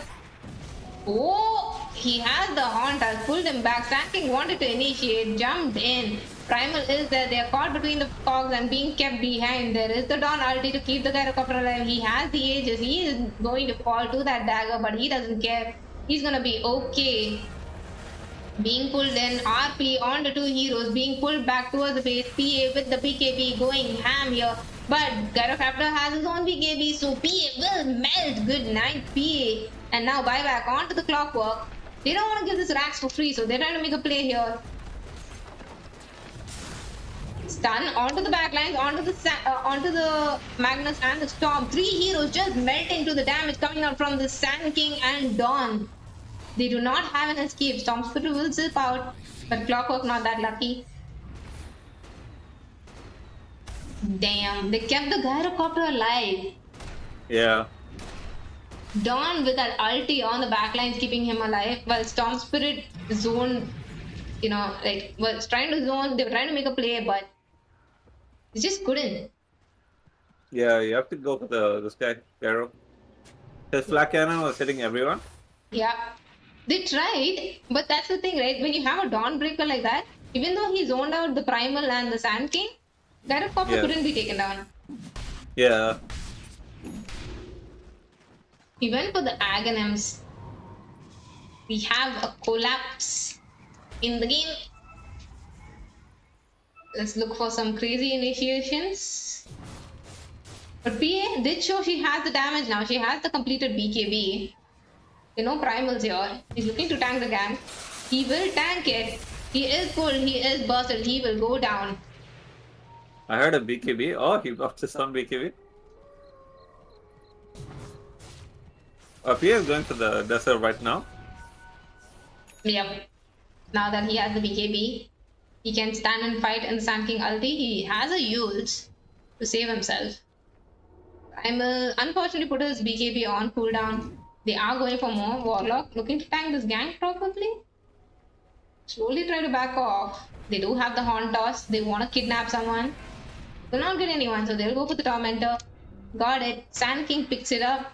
Epicenter increases damage per pulse. That's not gonna be good for the Sand King. Blinks away. Look for a Horn Toss, but didn't get anyone, so they're gonna back off on the side of GGK. If Sand King gets this thing, right? Axe, and then he gets something like Scuddy, because he is universal now.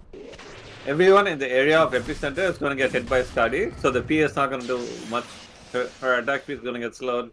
With the Gyrocopter, right? No, with the Sand King ulti. Who has the Skadi? Who should have the Skadi? Sand King. Ah. Okay. Because you become tankier, you do a slow, and then this thing. Doesn't Shivers do the same kind of thing? Yeah, but it's more so that is more fun, right? Okay. They cast the task trying to devour there. He's probably gonna take a lot of damage. He's being so large, but he's gonna be taken down. Travis, actually. Oh! There is the kidnap on the Sand King, clicks his bloodstone, there is the Dawn ulti, but broken down really, really fast. Alright, imagine if you had a Skadi right there, so that extra HP would have saved you. Dawn has the regen rune. She's trying to get out. She's gonna be okay, but Dawn Oh! is pulling them back and he's like, you're not getting away.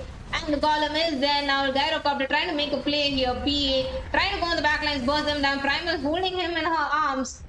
Trying to bring her down, but it was not enough. PA will blink out. She's gonna be okay now. Gyrocopter, no BKB. Horn toss and pushed back. He's trying to be kept in place. He uses his ulti. He's trying to make a play here. Trying to survive. Has the Daedalus, but will be taken down. Two insane crits from the PA. Dominating streak picked up. Oh no, no, no. You have to commend the discipline on the PA to not go for the Gyrocopter before. Yeah, she went for the warlock. No. Even in this fight, after this guy brought him back, Magnus brought him back. He waited until the flat cannon ran out, the Q ran out, rocket barrage ran out, and then went in. Yeah. Yeah. But my goodness, this Magnus just making some insane plays, creating chaos. They got the Sand King, then they wanted to initiate, they could not. They got the Dawnbreaker. She was on the retreat. They were like, okay, it's fine, we're off, this thing. But Magnus was just ready for the next turnaround. He knew that she's gonna be chilling there. Yeah. So really well played from the Magnus. This Horn toss looking so good again after maybe 2 years.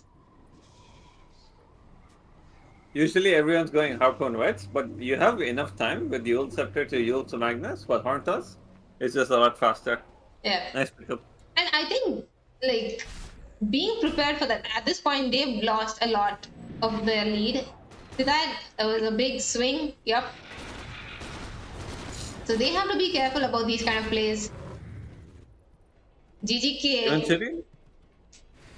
Eventually, I want to see the Tusk get damage. Mm-hmm. And empowered Tusk punching someone. That crit is gonna cleave, and then we're gonna see a lot of damage.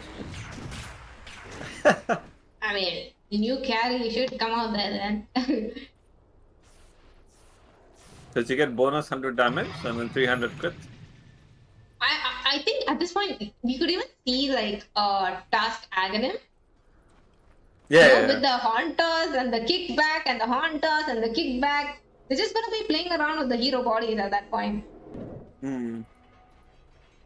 That's gonna be some really entertaining. When the Gyro BKBs, you just kick the Gyro away, and what's he gonna do? I mean, yeah, that's the one issue with having these kind of cores who don't have escapes. Yeah. They're just gonna be focused down and kicked around. And the thing with Gyro is sure, he can stand and just fight because he has the flick cannon. Yeah. But he definitely needs a team. Sand King, we were saying, right, he has the Bloodstone and everything. But since they have the BKBs now, they want to use the first BKB attempt to just burst on the Sand King. Yeah. So GOM have to think of a way around that. See, that's why the Primal is going for the Blink Dagger. Anyone gets Horn toss kidnapped, we need to be able to blink and make a play there. Or you just buy the Skadi, right? On Sand King. It's yes. just so good. Yes. Listen to Dakshina. Go for the Skadi. Let the intrusive thoughts win. Okay, I'll do the math for you. Okay. You get 22 attributes, right? Mm-hmm. So 22 into 3 into 0. I think 7. How much is how much do you get for each attribute for universal? I have no idea. It's okay, let's assume it's 0.7, right? Mm-hmm. Oh, yeah, it's 0.7. So 2.1 into 66. Mm-hmm. You get that much damage. You get 120 damage on a Sand King, and it's gonna give you 250 plus 22 into 20. So you're gonna get 600 health 120 damage. You're gonna get mana pool. You're gonna get 3 armor. Wait, no. You're gonna get 4 or 5. Oh no, you're just gonna get 3. Okay. They bought you time for your calculation, Tux. Yeah. But maybe in the end, like if you compare it, the advantage they get with the Shivas might be a little bit like, because he gets the AoE slow, you get the vision. And the So, magic up there. yeah. I was just messing around. Yes, Shivas is much better. Ideally, you want You both. still, it's good to always check, it's always good to check. So see, they take 15% more damage from spells. So his epicenter is going to buff that up, deals 200 magic damage, slows their movement by 40, and also illusions, sure, we don't care about that. And reduced attack speed. PA wants to jump and swish, push people down. Right? And all of their heals are also reduced. So wait, does she have any? Yeah, she's looking for the satanic as well. So I think it's like thinking about that kind of late game. And even But this Scotty also reduces healer. yeah. I give up. Yeah, so the build I was testing, right? Mm-hmm. Yeah, you want this Veil of Discord because at the start of the game you get the Helm of Fine Will, right? So you get armor and HP. Mm-hmm. So you get Shivas, and then you get Axe, and then you get the Scotty. They're literally not touching you after that point. Their attack speed is gonna be down by So this, you know how Sand King's usually the initiator or counter initiator, right? Mm-hmm. And in some games you want a tank. You don't want an initiator when you want to be able to do things and you don't see anything. So that's like when you want people to observe spells, right? So that build is for Sand King. So if they have a lot of magic casters, right? You get Maid Slayer after the Axe. Mm-hmm. And your AoE ulti, it's gonna hit everyone, so they don't do enough they damage. got the gyrocopter, but he is used and kept in place with the golem. He is being kept in place before he RPs. They're trying to keep him locked in place. He wants to click it, but no, he's stunned forever and taken down along with his task force trying to save him. Fast hands on the Sand King. No buyback on the Magnus. Very well played by GOM. I just also used RP, so Yep. And the thing is, the Sand King, usually you want to blink and stun, right? But he knew just using him is the most important thing there. If he stuns, he's gonna get an RP after that. Oh, blink in by the primal beast, Dawnbreaker ulti onto 3, keeping them in place. Storm cancelling the primal ulti, now trying to disengage. There is the Sand King. Epicenter onto the task, now trying to connect with the rest of his team. PA using her blur, trying to stay alive. Does not have the BKB, they have vision on her. They are going to focus the racks though. There is the stun, now Storm Spirit pulling the Sand King back. The Gyrocopter trying to man up, going to go on the Storm Spirit. There is the Sand King. Trying to make some plays here, but will be taken down. Gyrocopter now on the retreat with his team. Has the Aegis. Buyback by the clock. Giving the vision. Then I'm gonna pursue. Alright. The damage coming out from these teams, honestly, there's so much magic damage with the Link, with the Stomp, with the Solar. But once it's done, it's like, okay, you have to be really careful in the gap between those spells. yeah. Because GGK is looking for just that opening to turn around the fight.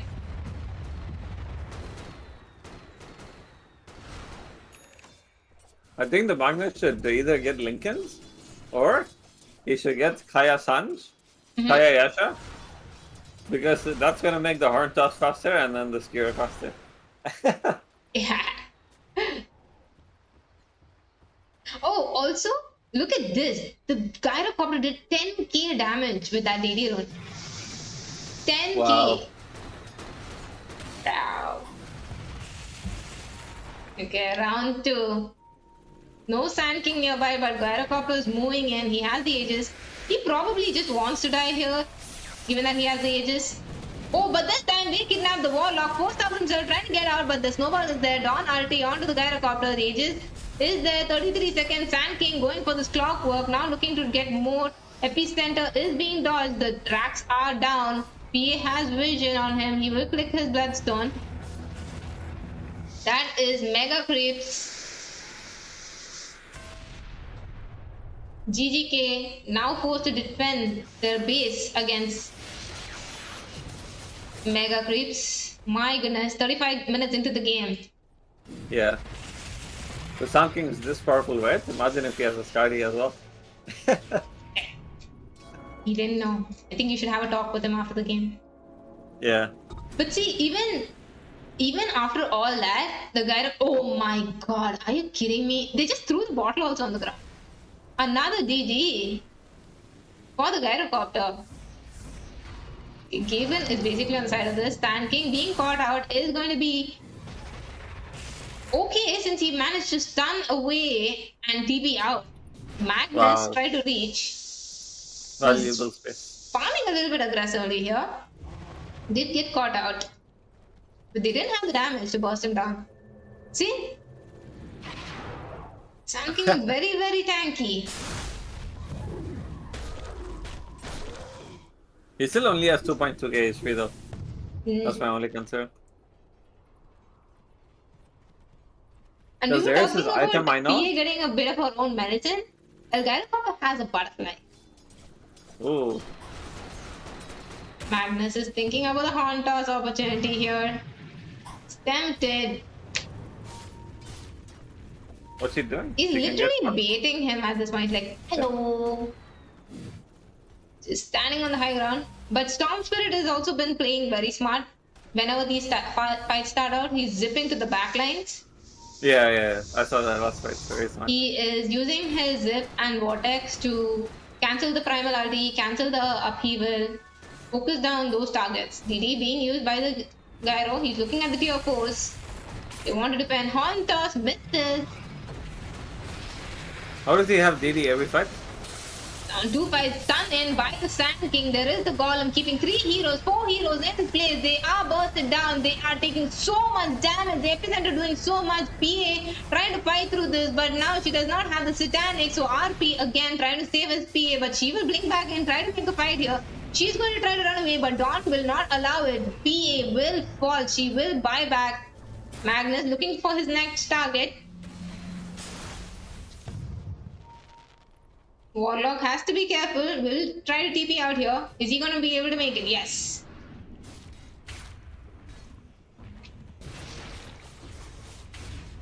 Demand rep here? She did have it queued up. Did she? Did she buy it? No. She doesn't have the money. She used her Satanic. She got her full HP, but she still couldn't do anything against them. Yeah, Magnus was waiting for PA to blink away, and then eventually he just went in and RP'd because he had to. He had to, yeah, because PA was probably gonna die if he didn't. She still died though. Yeah, you need damage basically. The SNY doesn't do damage, Basher doesn't do damage, BKB doesn't do damage as much. The thing is, like, they have the Aghanim on the Storm Spirit, but the thing, as we said, right, there's no, like, real damage output. There, probably you can think about, you know, the Empower and the Break, the Paralyze, doing some damage. But the only right click here and main damage dealer is PA, but for the side of GOM, they're getting damage from everywhere. They're getting damage from Gyrocopter, then the Link, then the Dawnbreaker with the Desolator, and the Sand King Epicenter. So there's so much more damage coming out from the side of GOM. They're just not able to stand, and they don't have a pipe or anything as well. Yeah. So the supports are just melting. But essentially, right? Mm-hmm. If you kill them before they can do damage, you don't need to, right? 10,000 IQ play right there. Yeah, that's what carry players on my BKB usually. I mean, it depends. It's like if you buy the BKB also, if they have BKB piercing spells, what's the point? No, I'm just joking. Yeah, no. Generally, Yeah. the carry is like it makes sense. Yeah. What are you laughing about?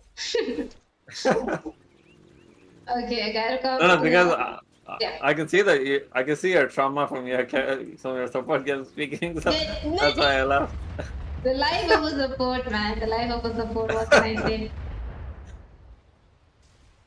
Like I think I was playing a support recently with Structure Carry. So we started support. Mm-hmm. And I was playing with my immortal friends, so I just thought there was BKB to be able to do things. I went BKB Axe and we almost turned the game. Oh no, we won that game. Right. See, I've been in games where my cores, even if they get the BKB, they will not click it. So at this point, the word BKB just has no meaning. The Warlock is looking to go for an Aghanim. That's gonna be a really nice pickup for him. Yeah. Just such an OP item for the support. Does he have the shard? Yeah. Yeah, this upheaval shard is so annoying. The Dire are looking for the Magnus. You blew it. Yeah, and the thing is, even if he gets someone, right? This upheaval, did he go for the radius? No, he went for the attack speed. This is so good. You know, like you just cast it where your allies are standing. You don't really focus much on the enemies, but put it where your allies are standing. It does so much in buffing your entire team. And if the golem procs right at the right moment, it can tank Clockwork hooks up, I think. Yeah, and the thing is, look at the magic damage. They getting magic damage from the upheaval, fatal bonds. Yeah. Okay, this is already amplifying the damage. Then you have a Sand King coming and stunning in. He has Sandstorm. Again, amped by the fatal bonds, and then epicenter. And the link is like you don't even have to be close to each other. You're far away from your cores also. You're still gonna take that damage. And then the flak cannon's hitting everyone. Yeah. And then a Dawn ulti of Gyrocopter, not caring about the distance with the flak cannon, is just such a well synergized play there. To amplify this, I'd be rushing a Radiance on the Primal Beast saying, yo, I'll help you out, bro. I got you. And at this point, I think we can anticipate the Primal. Yeah, Aghanim, exactly. He's going to have the Aghanim at this point. So another break will be coming out. The Magnus can't blink in anymore. Oh, yeah. It's gonna be quite hard for GGK to respond to that. Their PA has a Azure, but she's gonna need some insane crits. Yeah. You need the rapier, right? Like that's how you win the game against them, I guess. But if she's perma-stunned, broken, and kept in place, if she melts, there's no use. Yeah, but that's why the Magnus outpaces 3. Yeah. And then you just you lose some time for the chaotic offering. And then you have to kill everyone. Yeah. She's gonna have to look to burst the supports. And then probably... No, I'm saying you let the Warlock ulti, you lose 0.9 seconds, but you have 2.5 seconds of RP left to kill them, and then you should have damage and attack speed with the Phantom Strike. True. Oh, no, I did the math wrong. It's 0.8. Which one is 0.8? Points Warlock ulti, but it is actually 0.6 because Sanjanyasha gives you serious resistance. And she also has... okay, this one doesn't give anything. Yeah. SNY, and then she has the Dispel coming from the Satanic. Yep. So the Magnus, he can do this 10,000 IQ play, where he gets yields too. So even if the Primal Beast is using the thing, right? You yields into the fight, and then as you're going down, you immediately blink, and then you RP. It's some well-timed gaming strategy, but yeah. Yeah, or if you just BKB and walk up. Yeah, or you can just be. No. Oh wait, it does damage, right? And now you take The damage to huge BKB. landing. No. The primal V tags. Yeah. It does damage, so your BKB won't help you. You need to do the play that I said. Raise per Or stack, upper projectile, deal damage and break. Yeah. yeah, unfortunate. Or you could get Arcane Blink for the extra range. I would like want to see. I mean, honestly, like against a Sand King, Warlock, Dawn, it's interesting that they didn't go for a fight. They need to keep the entire team sustained through the fight, Yeah. and not having a pipe raises some questions. You know, the magic resist would have been really good for the supports. They're both melee. They don't have any range support, so both of them are going to be in the heart of the fight.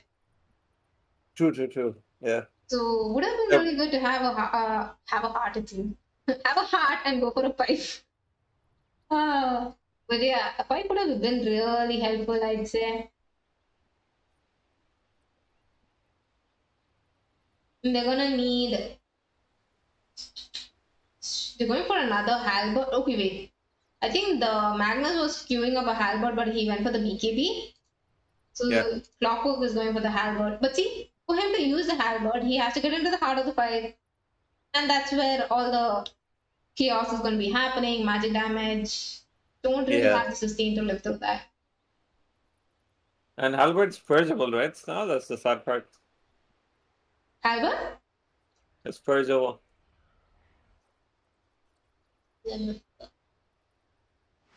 So before, when you halberded someone, if they BKB, It would still be there? The- No, it'll be gone.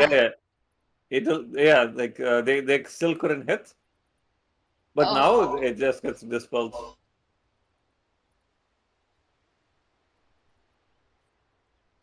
Doesn't say dispellable. Yeah, they did not. They forgot Mention to it? put it. Okay. But see, 3 seconds on melee target and 5 seconds on ranged. It's worse against like a draw or a gyrocopter and all that. Yeah, but he has BKB Satanic, right? 2 dispels. Hmm. Wait, let me Google this because I don't think Satanic dispels. Basic dispel. I think you said it dispels. If it's a basic dispel, sure. Strong dispel, yeah. The Satanic. But Purge. see, they don't have anything to counter the butterfly yet.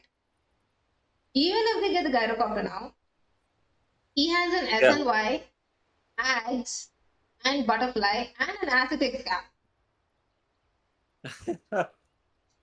It's Wow. not gonna be easy to burst down that hero.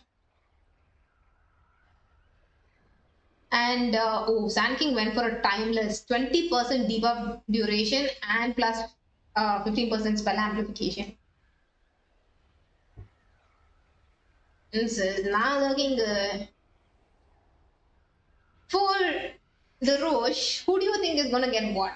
Aegis on Gyro, Refresher on Dawn, Cheese Sand on Sand King? I like Warlock Refresher as well. Actually, yeah. True. But the reason I said refresher on a core, they can even refresh the BKB. BKB, yeah. That's why I'm thinking about it. Okay, let me just open Dota 2 wiki.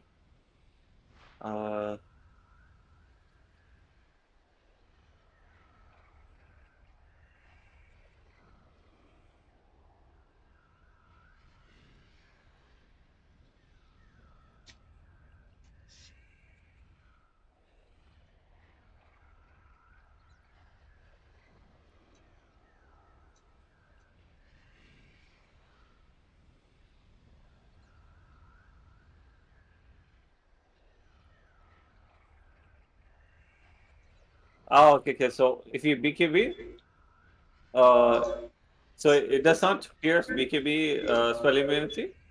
Mm-hmm. So if there are BKBs after getting halberded, he can attack, but he cannot attack if he just has Satanic. So it needs a Yeah, basic so he dispel. needs. Yeah, no, it's not about basic dispel or strong dispel. So both No are matter basic what you dispels. have. So you're Yeah, yeah, saying that but you BKB get. removes it, but Satanic does not. Yeah, yeah. Interesting. So Even if Shadow Demon does it, it doesn't go away. okay. So it's more like um dispel. Not a dispel, Yeah, yeah, sorry, debuff. It's a debuff. The yeah. halberd, so it removes the debuff. Mm. But you can halberd a BKB target. Yeah, yeah. So it's kind of interesting. Hmm. So the wiki says dispel only dispels with death. Wait, what? Only dispels? Dispellable with death only. Wow. We don't say. Okay, let's go die. You want to remove this?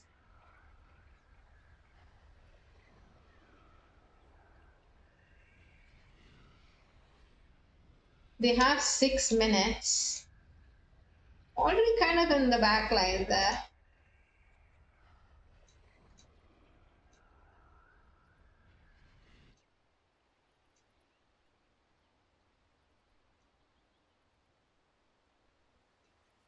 Very defensive warding to cover all sections of their map. I feed you to my fiends. Hopefully, this Magnus can connect soon. They only have 6 minutes.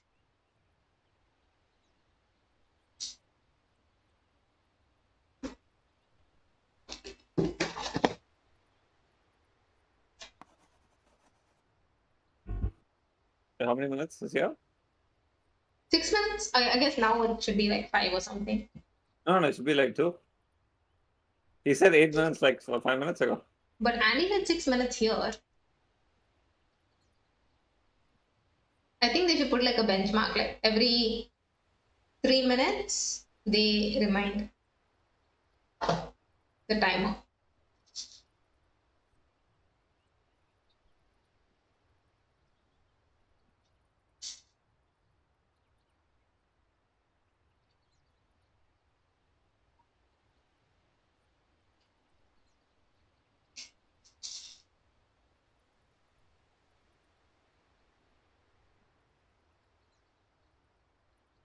Damn.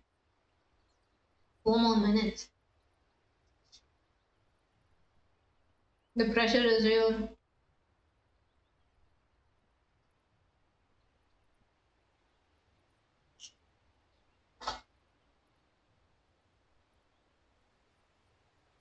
They I need think the Magnus though. you know how like bulls like charge, right, and attack someone. Uh-huh. When they see red.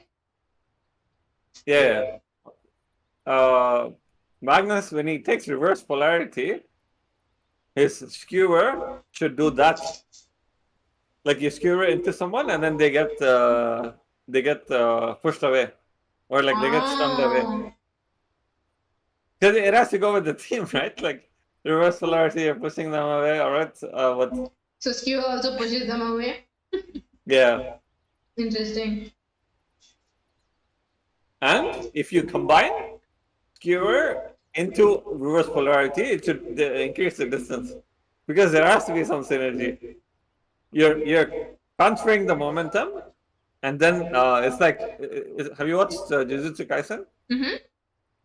You know how when he does that first attack, right, with his friend, Who he? the guy with that eats the finger. Yeah, that guy. When he does that special punch, right? Yeah. It's like that. You have to wait for the perfect timing, and then like it just adds to the momentum. Yep. And the momentum has to carry through. I agree. I agree. No Yeah, physics only in this game. I should write to Gavin. But you know, in a way, it's like he's not headbutting them. He's like pushing them back. It's like, but it's assuming that the bodies are obviously like stones. I mean, he is using his horn, right, with his head.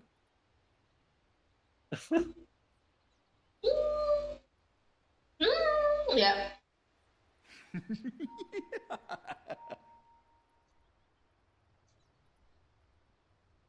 Damn. My goodness. Doku.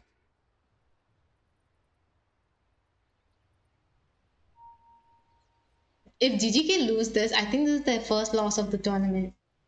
Oh, okay. Uncle and the electric bird pull us through. I mean, they were already defending against Mega, but still, true. I think we jinxed them. I think the clockwork goes in, looks to quickly die, and then controls the Magnus. That's the play. Probably.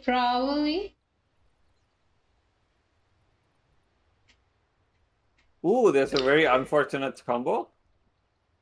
Unfortunate for whom, though? For Dyer, where clockwork goes in, and then he cogs, right? Mm-hmm. The Magnus goes behind, and then RPs, and he tries to skewer back to his team. If he runs the enemy heroes towards the cogs, the cogs are going to push the enemies back, and then the Magnus is going to pass through. That is a very... I mean, maybe he can skew them, but then if they touch the cogs, they'll be pushed out, is your theory. No, I've seen it happen. Yeah, like, Oh. I just remembered.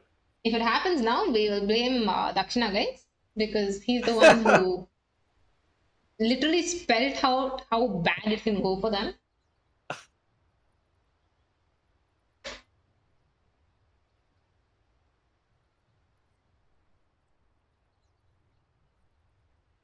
I am very hungry.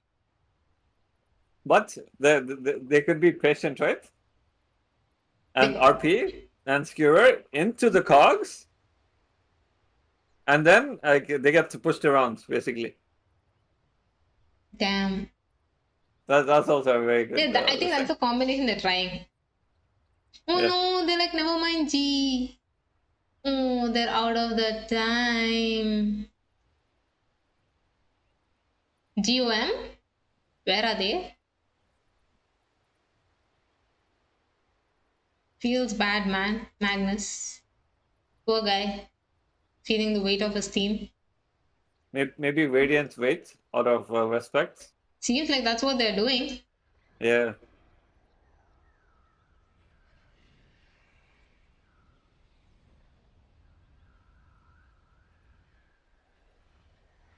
We can give their pause time to GGK. Another, how much pause time do they get? 10 minutes. Yeah. So if you guys haven't had dinner, you can. I mean, they called each other little bro. They've proven it. But they're unpausing. Oh no! We were wrong. No little bros here. Let chaos reign. Gonna go. The storm is like, we don't need the Magnus, guys. I'm your Magnus. I have the axe. Seems like it. But now they are one player down. Not too fun for GGK. But what can you do? It is a tournament and you have to go by the rules. So, alright. 4v5. Aegis on the gyro. Cheese on the Sand King. Refresher as well. Hand it to him.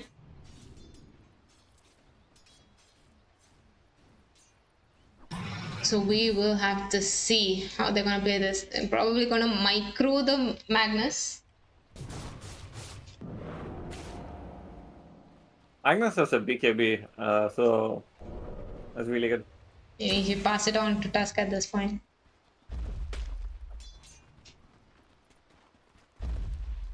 If you ever have to DC, right? The best heroes to DC are on Crystal Maiden and Magnus, because you can just empower your allies. And she'll give the mana. Yeah. Yeah.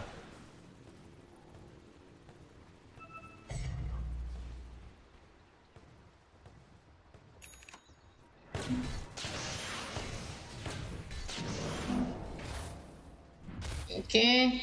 They have a gem on the primal. He has the agonyms completed. Gonna look for the map control now. Moving towards that high ground. First dagger bash. Storm Spirit going inside the base. Looking to pull back. Gets the gyrocopter. PA being initiated on. Gets caught out on the task and the clockwork. They really couldn't walk out of it. That the support so squishy. PA not able to reach the warlock, and that is GG for GGK.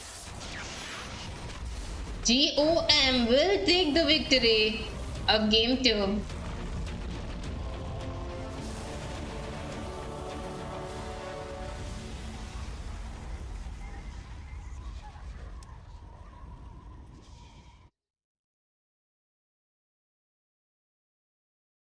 Unfortunate ending, but it was a pretty fun game to watch. Yep. I mean, it was already like, yeah, maybe if they had the Magnus, there could have been some sort of a play, but in the end, it is what it is. And GOM still amazing game. They put the pressure on, they snowballed, they gave GGK that benefit to get the heroes that they wanted. A team that has not lost at all has been finally taken down by GOM. So kudos to them. Well played by GGK, but clear victors are GOM. And now we will soon be looking at game number 3, guys. It's going to be Laughter Esports versus GGK. Oh, sorry, no, True Strike versus GGK. And wait, the Magnus is DC'd. So we'll have to see. Yeah, we'll be back to you. True Strike versus GGK coming up, guys. So stay tuned and we will be right back.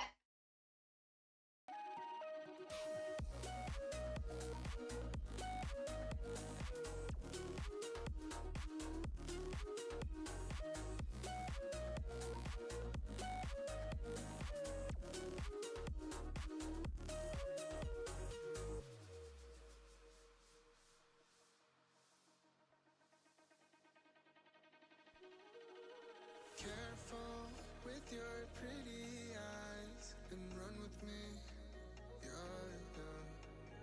'Cause you and I are a secret. Feel my drift against your skin. 'Cause honestly, let's hold our breath. This is so real. Just you and me, let's escape, girl, tonight.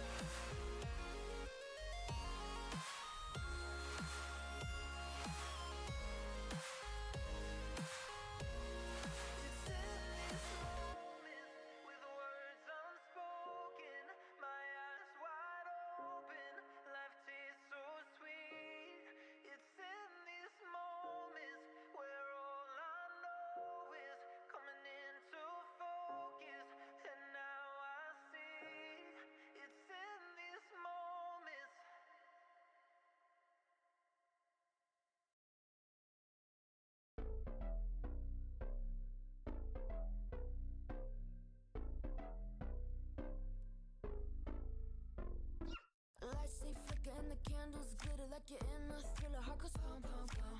Ghostly figures, they can get so bitter. Sure you want to enter, you can turn back now.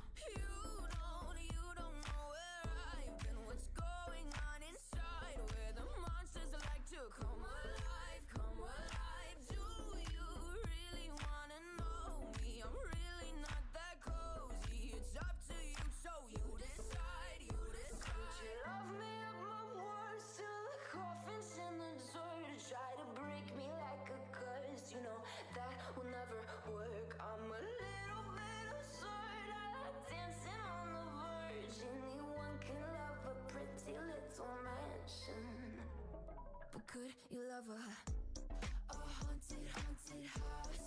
Or could you love me now? A haunted, haunted. I'm a haunted house. A haunted, haunted house. If you'll just take it out. A haunted, haunted. I'm a haunted house.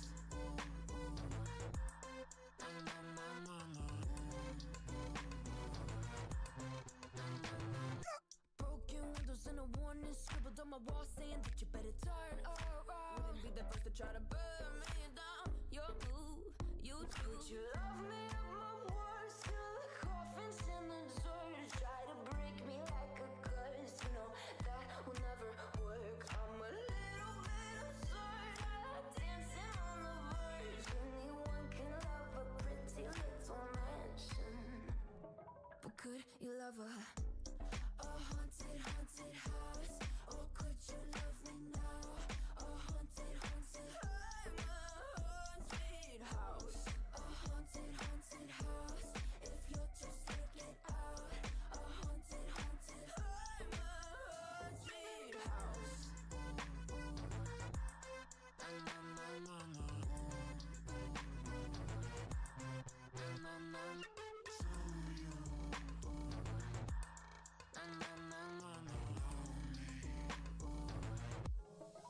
Could you love a haunted, haunted house? Or could you love me now? A haunted, haunted. I'm a haunted house. A haunted, haunted house. If you're just taking out. A haunted, haunted. I'm a haunted house. My words till the coffin's in the third. Anyone can love a pretty little mansion.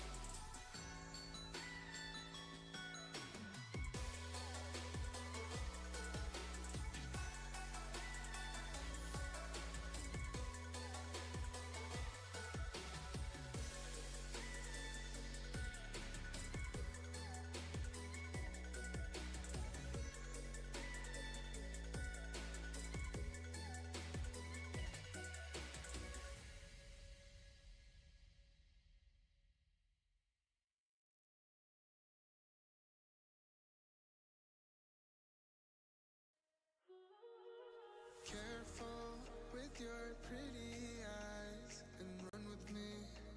You're young.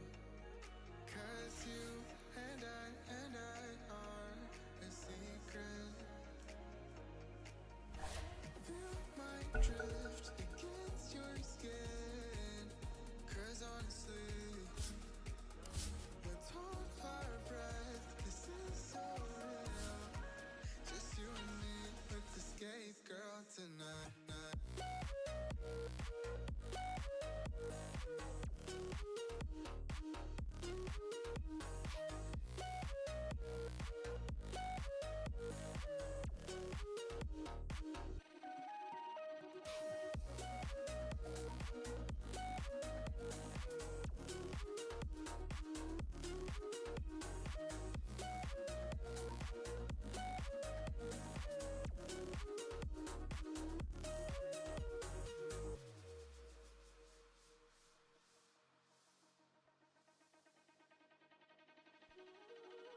Careful with your pretty eyes and run with me.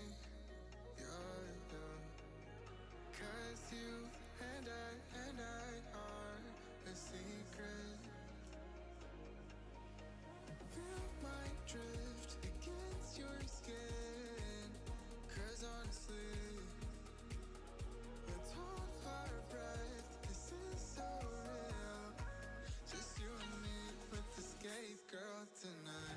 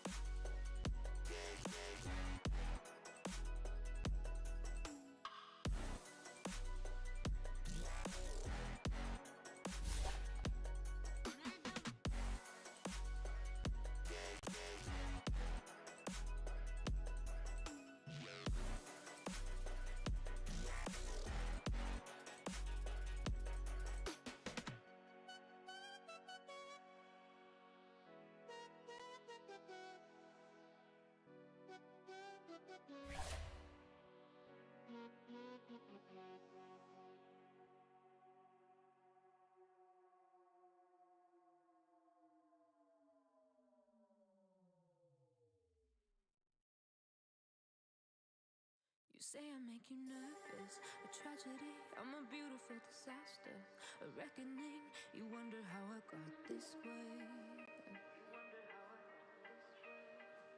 You think I'm someone to be saved, someone to clean up and tame. Oh, some things never change, never change. Oh.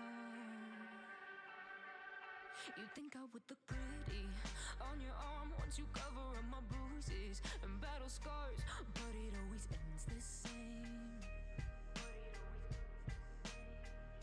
Can't bear the things I've had to face, got you crying on your knees in pain. Oh, some things never change, never change.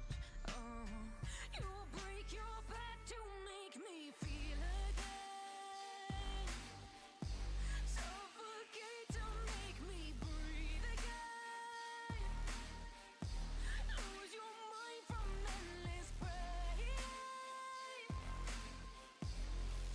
Some things never change, never change. Oh, redemption never came.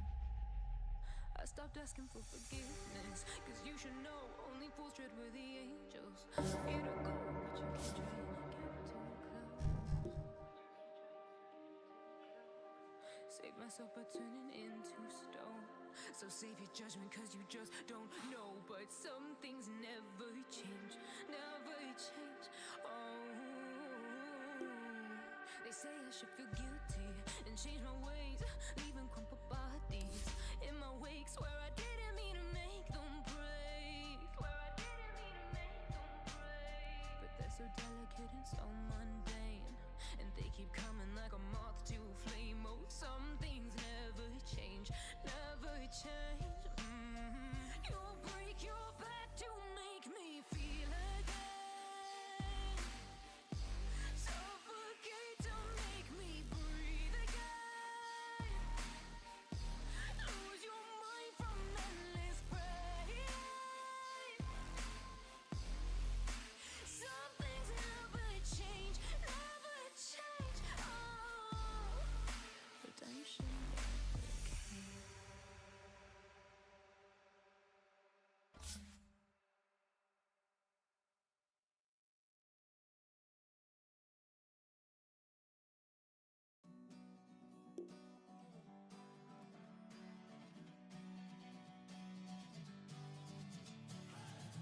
Sitting lonely in my room again, trying to find the words to say, but nothing comes out. I am looking for the better days, seem like they just stay away whenever I try. There's so many things that I keep in my mind. My friends keep me out and it hurts every time. With all the emotions I built up inside, oh why can't I? Will someone look for me if I disappear? No matter how much that I scream, nobody hears. But I see the light from far away, it's down the line. Maybe I should not give up without a fight, cause there will be a time. Oh, oh, oh, oh, oh, oh, oh, oh. There will be a time. Oh.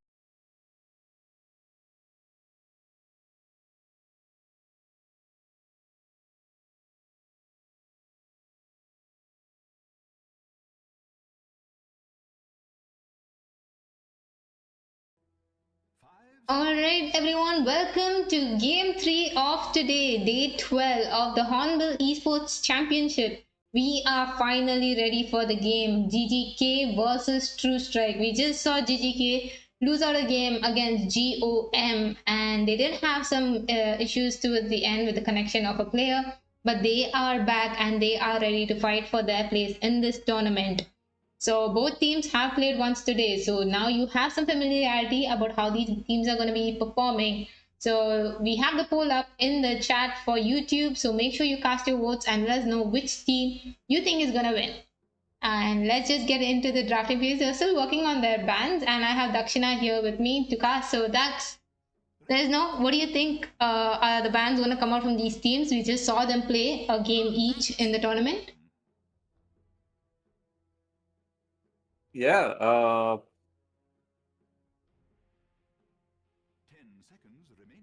They have the Undying ban. 5 seconds remaining. Radiant team ban. Oh, okay, they banned out the Viper, which is very Ban. lane specific. So I wonder what they're going for. Maybe it's one of those early Seraphine picks. Oh no, Seraphine's is banned. And I think this Viper pick, I think we saw it recently in the tournament where it was the final pick of a team and it literally crushed the enemies. I am not too sure which team it was. Guys in chat, if you know which team it was, let us know. But yeah, the Viper can be so annoying, honestly, as a hero. His right clicks are so painful, counters a lot, has the break, and is overall a pest. So it's interesting seeing that they don't want in the hands of GGK. It seemed like a respect thing that both teams don't pick it, you know? Yeah. But Interestingly enough, and Earthquakes. yeah, they go for the Earth Spirit, and I think their mid player plays Earth Spirit. I'm not too sure about it, but I think so. Maybe True Shock were listening on the struts and they go for the other facets on luck. Maybe. We can see if they are gonna go for that, that'll be definitely very entertaining to watch. We can see the buffs coming out on the allies. But anyway, either way, Clockwork very annoying in the lane. We've seen it time and again in the tournament. But this game, they did have the Clockwork on the side of GGK, and they really couldn't make anything happen. So they didn't bother banning it out because they didn't win with it. So still, True Strike go for the Clockwork for themselves. You remember, right? Just now GGK was playing the Tusk and the Clockwork combo. Yeah. Yeah. I think they're a little bit traumatized. Melee heroes. They do Do you ban like out the the new? DK. Do you Yeah. like the new this thing, Collector's Cash thing? Sorry, Act 4. I don't Act know. 4. The collector cash sets. No. So the Act 4, new towers, new. I didn't see The what are thing. the new things that came with Act 4. Oh, okay. The Luna is still in the pool though. They didn't ban out Luna, interestingly. You guys see how dedicated Infinity is to the casting is? Like she hasn't even picked it up. I did. Very dedicated. Haven't even played enough Dota. I kind of checked it out, but I didn't really see everything. Don't really remember. Yeah. They are going for a green lineup on the side of GGK. They are radiant. They want to be eco-friendly. But Moata post 4 has been a thing right till now. I think there was one game, not sure. But yeah, she has been very good at setting up fights. The Deadshot doing so much in fearing them and making them, run back into the team and everything. So I think she's a very viable post 4 at this point. So it's a nice pickup. Oh, they instantly go for the Shadow Demon Luna combo. Thinking Luna's not banned out. What do you think? That's nice combo, right? On the Shadow Demon and the Luna with the disruption and everything. Yeah, crazy. You just have insane push, so they should be looking to get deep push. Mm-hmm. Maybe like Underlord. Maybe, yeah. Aruna is pretty good against Luna, but she does have that damage. Yeah, but you root right on Underlord, and then the Murtha fears them in a different direction, and then they get rooted again, and they're getting rains by Firestorm. Yeah. And you know what? Actually, now if you think about it, a Viper would have been so good against the Luna with the break and just being such a menace in the offlane. And it's green. And it's green. Yeah. But I'm just thinking, like, what kind of answer? Like, as you said, right? They can go for the Underlord, Centaur is banned. It makes sense, right? They banned it and then they picked the Luna. They go for the Timbersaw. Okay. Okay. No Viper in the game. Free for Timbersaw. He's a happy guy. Yeah, especially with the new Ags, he's just a lot tankier and scarier. Yes. He can get on top of the face of Shadow Demon, and then whoever Shadow Demon saves, you just leave the Chakram there, and then it's gonna be waiting for them. Yeah. Definitely. And he's also such a menace in the lane, right? Each level he can have the spike. Of course, he hates magic damage, but given that he is going to be playing against a sort of melee Luna and she's very, very squishy, I think he's gonna be a good matchup for her. Yeah, and the wand as well, it's gonna keep him very happy. Yeah. There's gonna be a lot of spell spam from the Shadow Demon anyway to thing, and that's why they go for the Ogre. Interesting. But I think it's a Muerta, Timbersaw, and Ogre post 5. What do you mean? So Ogre carry? Surely living on the edge. But oh, they go for the Visage. Okay, I think True Strike is going for a very, very early game push strat. They have I actually like Morta carry versus Visage because the extra hit can kill the birds in one can hit. kill the birds. Oh yeah, that's actually legit. But they could go for the Mortar carry and go for their Oracle mid draft. We'll have to say, but given that True Strike is a very high tier team, maybe they're gonna be a little bit more safe with the draft. They'll have. Oh wait, they can do Emeralds, but mid as well, right? Oracle versus Visage. Oracle destroys the power spike ability. He uses W whenever Oracle uses the thing. Oracle can purge off the Visage too. Oracle actually has a support. Pretty good in the lane against the Visage. They do ban out the PA. They're like, okay, that seems to be their favorite, and they are good on it. So there is a respect ban on the PA. Expecting a carry pick here. It makes sense. Earth Spirit mid is what I'm assuming. So how do they wrap up this draft? What is a good mid? What about Lina? One more round for True Strike to perform on that Lina this time. I like one more hero that goes in along with Lina's ban. Hero that goes in, okay. Something that has a break, maybe. Void Spirit? Oh! Yeah. I called it! Let's go. Alright, Void Spirit it is. They do go for the Void Spirit on True Strike. Now GGK with the final pick. Good carry hero. I was thinking about that Morphling. Ooh, I was right about the Morphling, and you were right about the White Spirit. Nice. See, easy. We become professional drafters.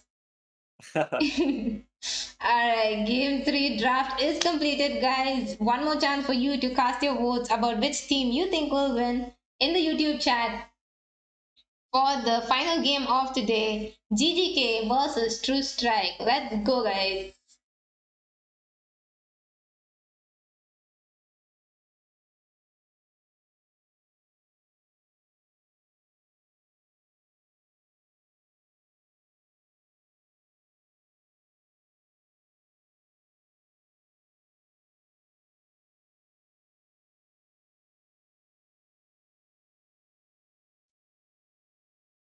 Ooh, there's a really interesting interaction. Let me just quickly read up, just to make sure. Which one?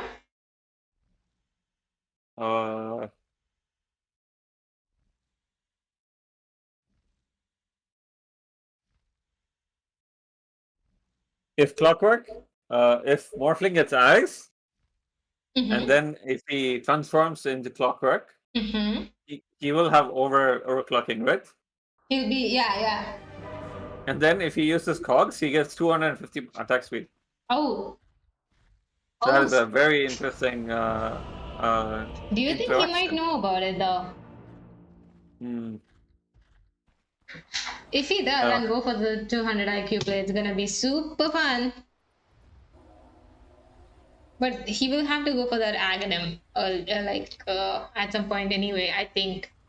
If he wants to steal some of these spells, we'll have to see. He's going to probably go for the Kanda, so he can become a Luna himself. And that is officially the beginning of the final game of today, guys. GGK versus True Strike. Here we go. Smoke on the side of True Strike, looking for a kill opportunity. Getting those wards in place. Looking to catch anyone who is out of position. You know the way Shadow Demon walks, it looks so intimidating. It's just like so confident. Yeah. When I play Shadow Demon, I feel like the way he walks, I just feel like, yeah, I can kill anybody. I think the Shadow Demon and Shadow Fiend are two heroes whose walk style is just so nice to watch. But is it walking on Sharafin though? Because he doesn't have any feet? I mean, whatever, the thing he does with his arms, gliding, he actually moves his shoulder like he's walking or something. And then he scratches the ground and everything. It looks so good. SF just has that, I don't know, that aura. Just feels so good. Alright. Blocks in block. place. Luna helping out her men with that block. Oh, a Spirit misses one creep, so Void Spirit a little happier with that block. Honestly, like these one block creeps, right? It's better because all three creeps are going to be hitting that one creep, so your lane is going to get pulled back. It's the first one to die, basically. The one that went ahead, yes. Yeah, because ideally two creeps are going to hit one, and then one range creep, so three. But since one creep gets left in the block, all four creeps are going to hit that creep. That's true, it will die faster. But also, he kind of took it under the tower, and when you take it under the tower, it takes a lot. And Clockwork, digging a little bit low here, is able to get away because of his movement speed. So he's going to be okay, but that looked very, very risky for a second.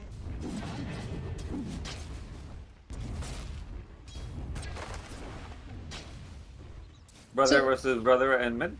Yeah, the Spirit Brothers, yep. Who do you think has the advantage? Earth Spirit versus Void.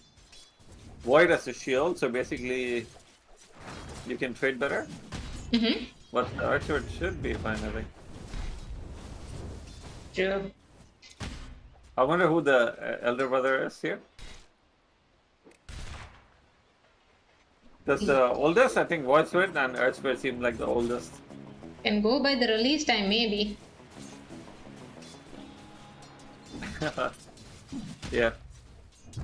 Okay, technically, since the Void should be older than Earth, I'd say Void Spirit. But yeah, both are very mature heroes compared to Storm and Ember. Yeah, they're more this thing. Disruption being spammed onto the Morphling bottom lane. I think the main kill potential is going to be the nukes from the Visage for bot. Yeah. And interestingly, they put the Shadow Demon with the Visage and the Clockwork with the Luna. Oh!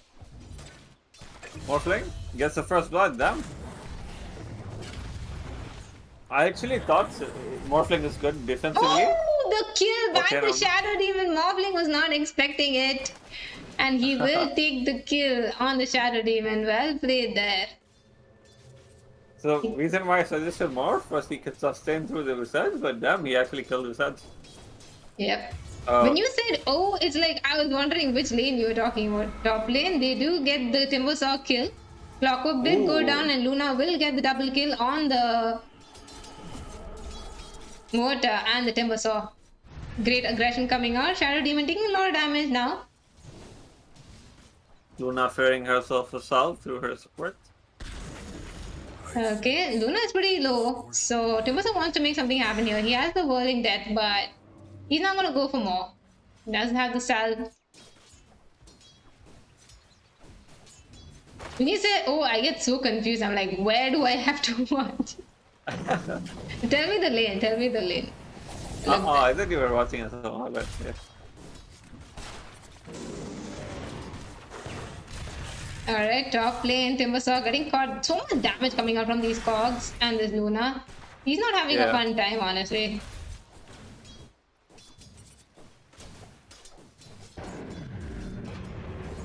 Both the spirits now have their bottles up. Our verifier eats, they are ready to have some dangerous plays. Top lane looking for an opening here, but they will be able to back off safely on the side of True Strike.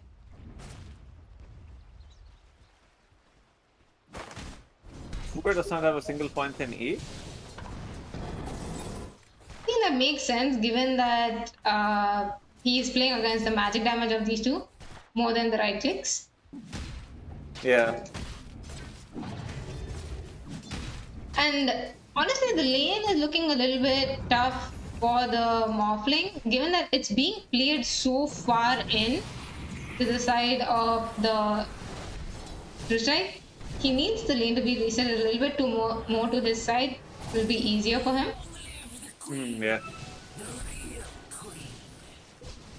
But I think I understand the reason they put Clockwork getting caught out here. Able to cogs and push them back, so he's gonna be okay. Ooh, Martha got the last one. Yep. So I think you still get E, right? Because you attack the enemy, you right-click the enemy, and then all the creeps are gonna hit you, and then you get the HP regen. And then if the Luna hits you once, you get 3x the amount. So that is in a way how you indirectly counter the magic damage by keeping your HP up with the regen. Bottom lane, Shadow Demon wanting to go on this Ogre, walking very aggressively. Visage does have the nuke, so they will take him down, but Shadow Demon will fall as well. Spirit trying to make a rotation here, but does not really get the stone before his roll, so it's not going to be good for him. Void Spirit can push, and there's a catapult, so you don't want to be leaving your lane unless you're getting something done. Yep, and he's probably going to miss out the rune here. So yeah. Earth Spirit looking to go for this Visage is going in. There is the disruption. He uses the magnetize. Now he's going to keep dropping his stones to get close to them. Pick them down slowly. But will not get anything in return. Yeah. I would have used the bottle illusion runes to at least push mid, because the catapult is dead now, right? If your illusions were hitting the creeps. Yeah, they would have tanked it. Top lane, they are catching the mortar in the cogs. There is the battery assault. She's trying to sidestep, go to the left, try to stay away. Buying enough time. Timbersaw doing a lot of damage. Will take down the clock. The mortar will fall afterwards, but now Timbersaw, the little bit of danger, will be taken down by that Luna. He did make use of that rune finally, so Void Spirit gets the gang that he wanted. The XP rune. He's gonna snipe it. Moita's gonna TP, and then say she's gonna get her heart broken. Oh no! Poor Moita. Not like this. Oh no! He is keeping the Earth Spirit in place in mid. They wanted to make a play here, so there was the setup, but it wasn't enough, so Earth Spirit's gonna be okay. He has the urn completed.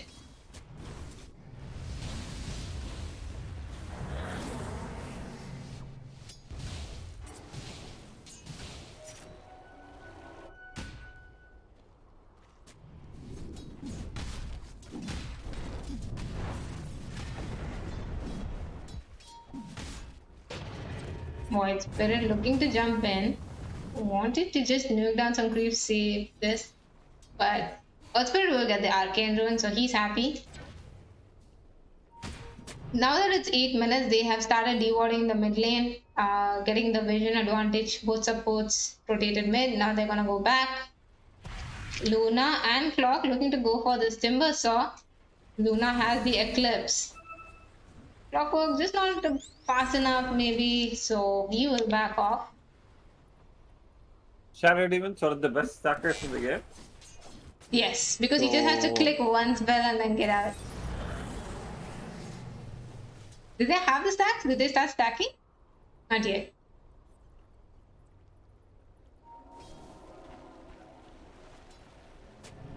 Shadow Demon looking to D-Ward is going to get caught out here. Will take the fall. Instantly nuked down. Yeah, I did just stack if I were him. Should have listened to Daksh. There is some loss actually. Top lane, they are wrapping around the Timber Saw. The stun is there this time, so he's not saved by the Timber Chain. He's being kept in place with the cogs, and the Eclipse is going to take him down. Nice setup. What a play. Well executed by the side of True Strike.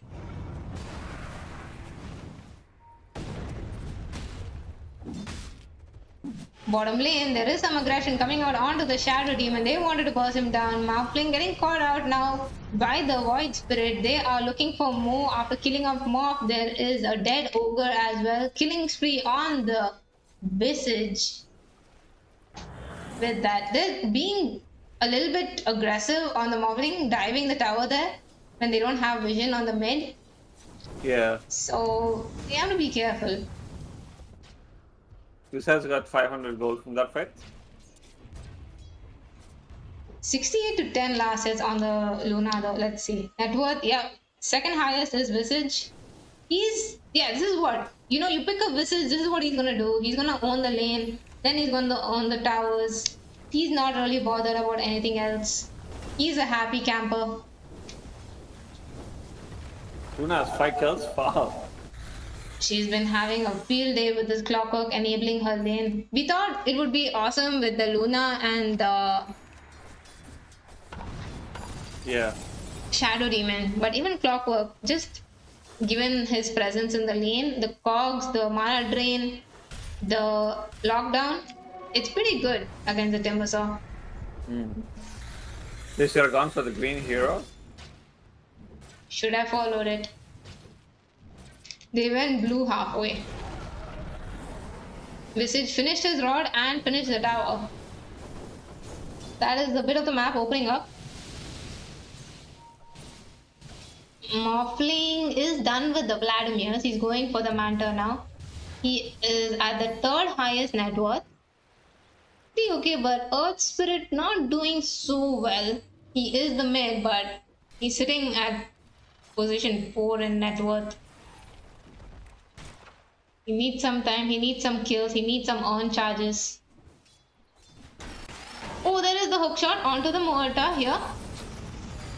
They are initiating with Clockwork is kept in place. He did not have backup, so it's interesting that he initiated here. Shadow Demon looking to save his Clockwork. He will, and that was a big debate because Earth Spirit will fall. He just wanted to secure the kill at that point, but he got secured instead, and Timber Saw trying to run away. Timber Chains, but will miss. So he is taken down now. Ogre on the retreat, but hello Visage from the other side, blocking his exit. It's a disaster. It's a disaster. And True Strike does get all the kills and probably this tower now for free. That was so sad. I mean, they were tempted with that clock initiation. He started it alone, he used his cogs, he was caught, he was almost dead. They're like, just roll in and secure it and get out. But no, Shadow Demon with the heads up play, using the disruptor. Now the fight breaks out again, he disrupts the Clockwork yet again, trying to walk away. There is the rod to keep the Timber Saw in place. Clockwork picking a little bit low. Visage deciding to ditch his supports, trying to walk away, wants to TP out, but there is the Fire Blast and the Fear. So he's going to be locked down and killed. Double kill goes to the Timber Saw. This happens in our pubs as well. We win a fight, we stay too long, and then he just died. Yeah, they did stay too long. Very, very long indeed. The Earth was like, yeah, where are my creeps? Water's like, hee hee.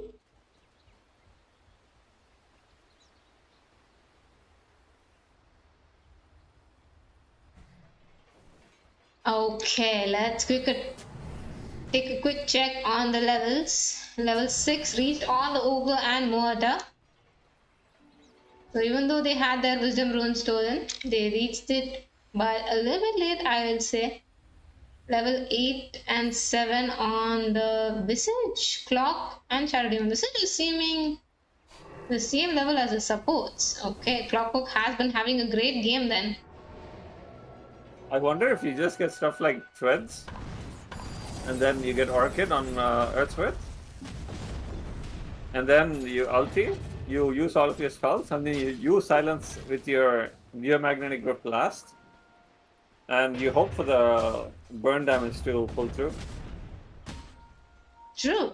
And you know, the thing is, he actually went for a Blade Mail though. Yeah. So No, I'm saying everyone goes yeah. Blade Mail. I think Orchid would have been a good pickup. They are going for the smoke gang. Earth Spirit was trying to roll off, but Void Spirit was there to catch him. Great positioning with that Astral Step, so he will get him. Now hook shot onto the Mortar, who just wanted to save her core. Timbersaw is there trying to turn the fight around. There is the silence from the Mortar. Great positioning, so she's gonna do good. Both the supports are now dead. The stuns from the Visage Familiar is going to keep these people in place. Void Spirit with the DD.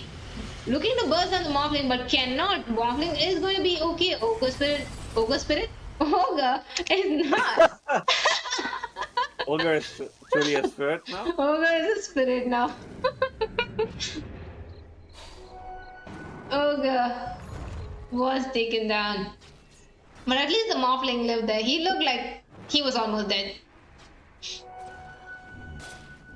It looked like a good turnaround when they killed the Clockwork and the Shadow Demon.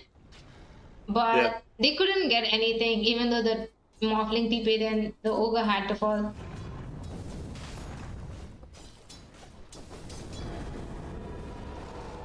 But this Blade Mail pickup on Earthspirit, I mean, Earthspirit is supposed to be such a flashy hero, right? But he's just not having the game that he wants here. Bruce. Yeah. He just took down an unsuspecting Morphling. He has a silence, right? So Mm-hmm. with the axe. Sorry, that's just 1 second. I'll be right back. Just think. Yeah. Oh, they're going for the. Alright, bottom lane, there is a fight breaking out. They are buying back on the Ogre who's trying to just join in here. Visage get caught out. He's going to be killed off. Ogre getting Wow. that revenge kill. 200 gold for the Timbersaw just with the birds. Yep. Luna has the Manta. She is snowballing out of control. She is 2k ahead of her own teammates. And they are not stopping anytime soon. Yo, why does it say Timbersaw only got 170? I literally saw 2 birds die in front of my eyes. Not sure. I guess it's bugged. It doesn't count. Alright, they are going for the fight yet again. They catch the Shadow Demon. They wanted to go in the roll in, but the Mortar has the setup with the silence, is able to keep them locked in place. Eclipse is used. She uses the Manta to dodge the roll. So she's gonna be okay. Now Earth Spirit not looking too good. Is getting focused down. There is the Pebbles onto the Luna. She's still staying strong and alive. She's taken down finally by the Earth Spirit. And now Morphling on the run, not wanting to fall. Familiars keeping them in lockdown. Visage trying to join the fight. Kicked back by the Earth Spirit, but it's not enough. He will be taken down. Dominating streak on the Void Spirit. I can't believe the Morphling survived. Barely. He was quite low, but he got out. This is not looking good for GGK. They have to be really careful in these fights. They're getting kind of controlled by the setup in coming from True Strike. They have the cog, Yeah. they have the hook shot, they have the disruption, so it's like even if they want to burst a hero, they're not able to. They have vision on the Morphling. He has to be careful here. Oh, hook shot will miss. He knows he's using the strength morph. He is going to get out of there. So this gang is not going to continue. Luna has the ultimate orb, point booster, sorry. Mm-hmm. What's he's going for the Kanda instead of the Aghanim Scepter?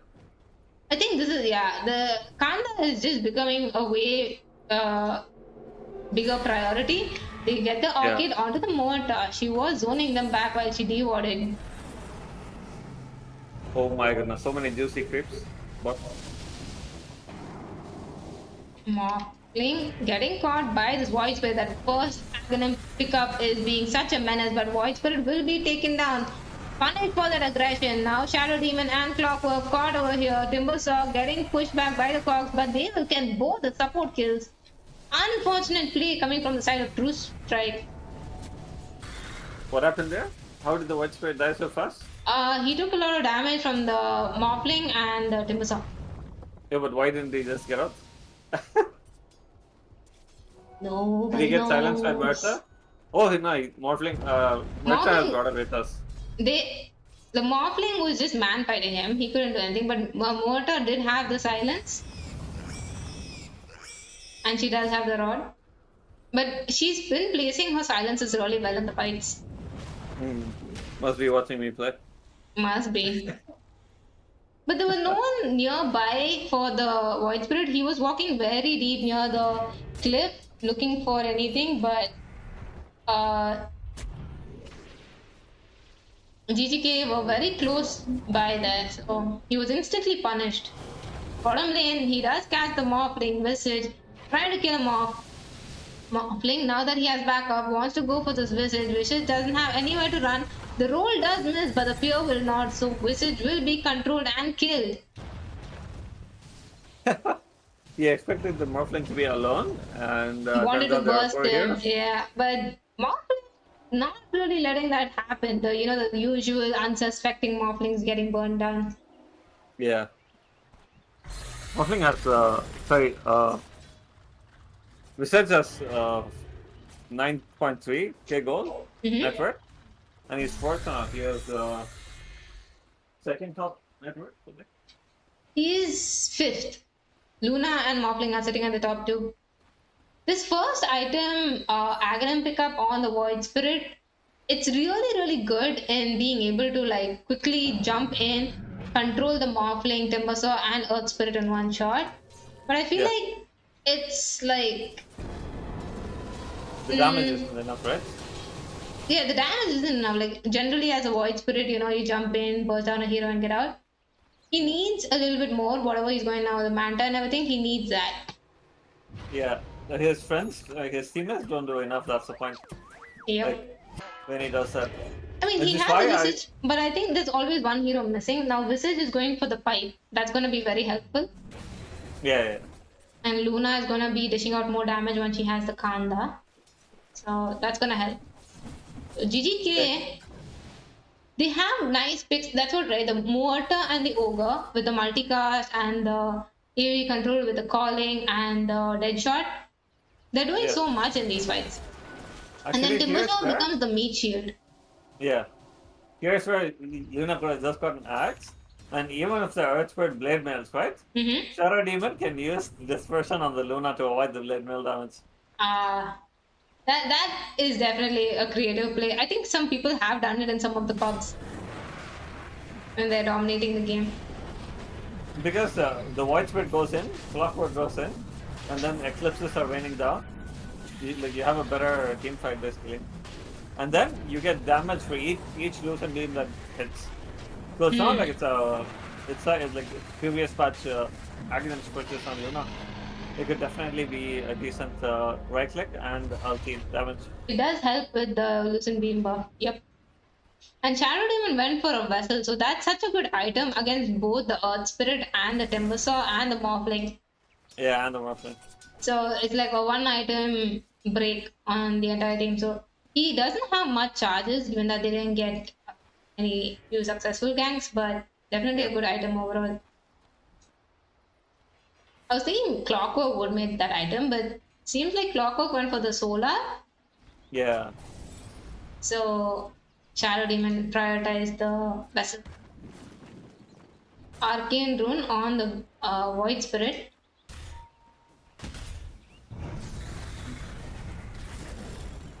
both carriers are getting BKB, I think. Oh no, this guy wants the full panda. He has the Manta, he's also going for Panda. Yeah, it makes sense, that's what. And he can even, like, basically morph into the Luna. Yeah. So,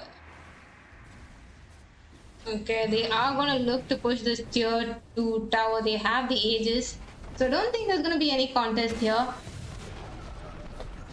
They're just gonna let them take it.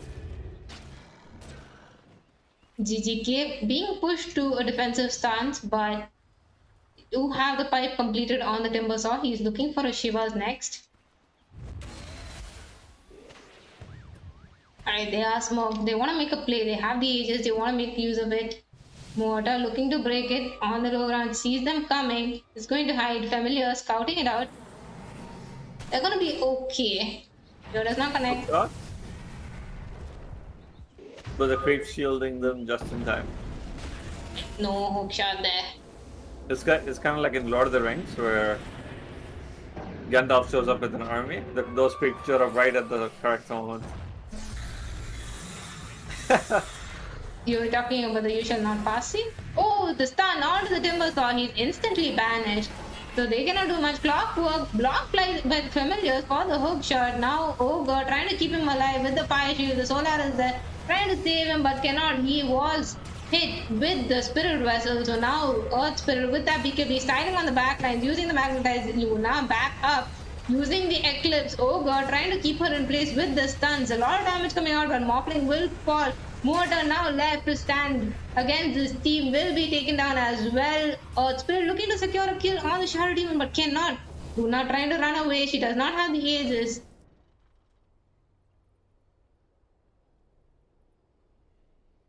Everybody's lagging. It kicked me out of the game. Oh, I'm still here. I think that's a Dota thing. Even I've been feeling that lag. I even stopped the Discord stream for that. Oh, okay. Don't know why it's happening.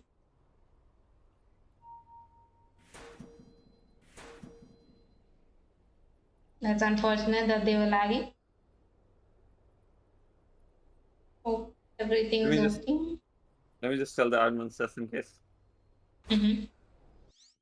Oh, I got kicked out as well. Yeah, so it's not a player thing. Alright, do we settle the game with the coin toss? No, it's paused. It's paused.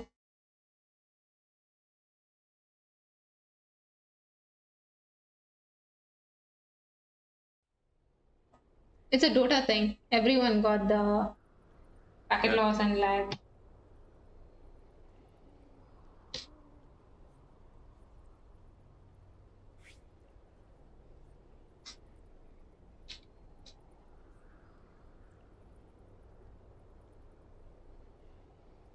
Yeah.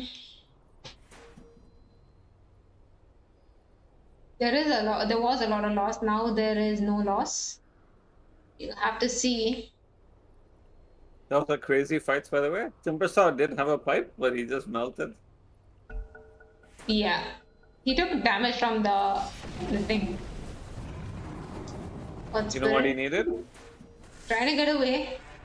He needed a Scary. He needed a Scary, exactly. But the vessel was doing so much. The Timber Star started melting after the Shadow Demon used the vessel.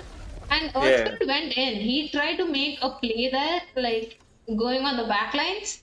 But the supports were able to save themselves by the clockwork using the shield on, I think, the Shadow Demon, and Shadow Demon used a disruption on him. They were able to disengage. Yeah, and then the Luna got Lucent Beam with the ulti, and then she just died. Wait, who's like the Morphling? Sorry, Morphling. Yeah, Morphling took so much damage. He just melted. I think he lagged also. We don't know. We'll have to see that fight. We don't really know which player played how. There was that lag. So okay, because of the DC, this thing happens to the wards where we can't see the proper HP bar. It's like not split in two. But Some aggressive vision there. They're going for Tormentor. Yeah. So 7k net worth lead. 26 minutes into the game, 24-19. What do you think, Dax? Who do you think is having the edge here? The Luna's getting stronger and stronger. Morphling kind of takes a long time to farm. Mm-hmm. Like by the time this guy had Kanda, this guy had only had this thing. Phylactery finished. And Morphling's like he's still finishing Kanda and Luna almost has the next item. That's true. So you need to weather through the Luna, and if that happens, Morphling can be very, very strong.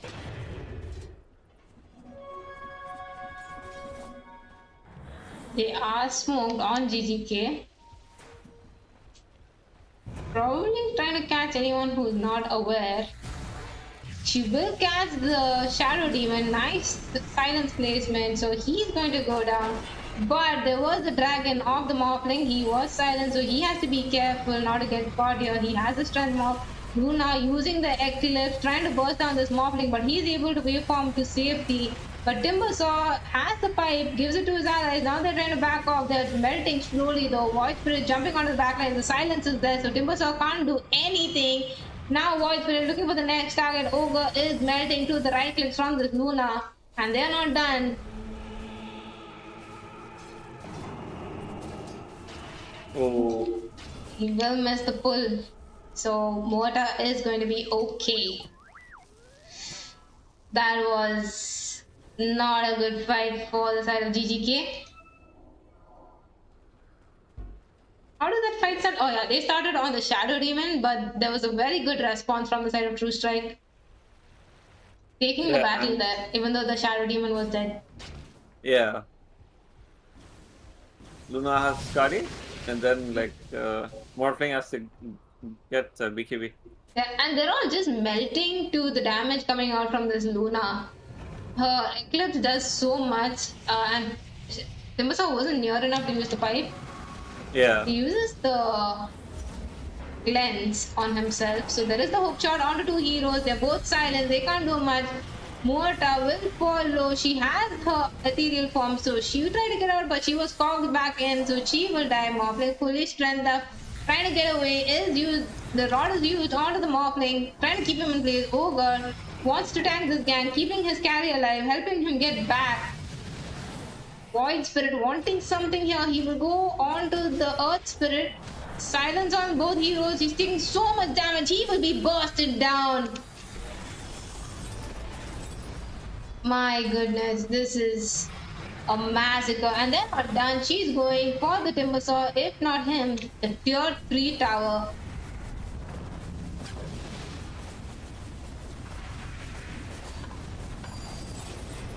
Ogre being silenced, kept in place, and busted. Oh my goodness. Message taken to the tower will be taken down, the bloodlusted tower.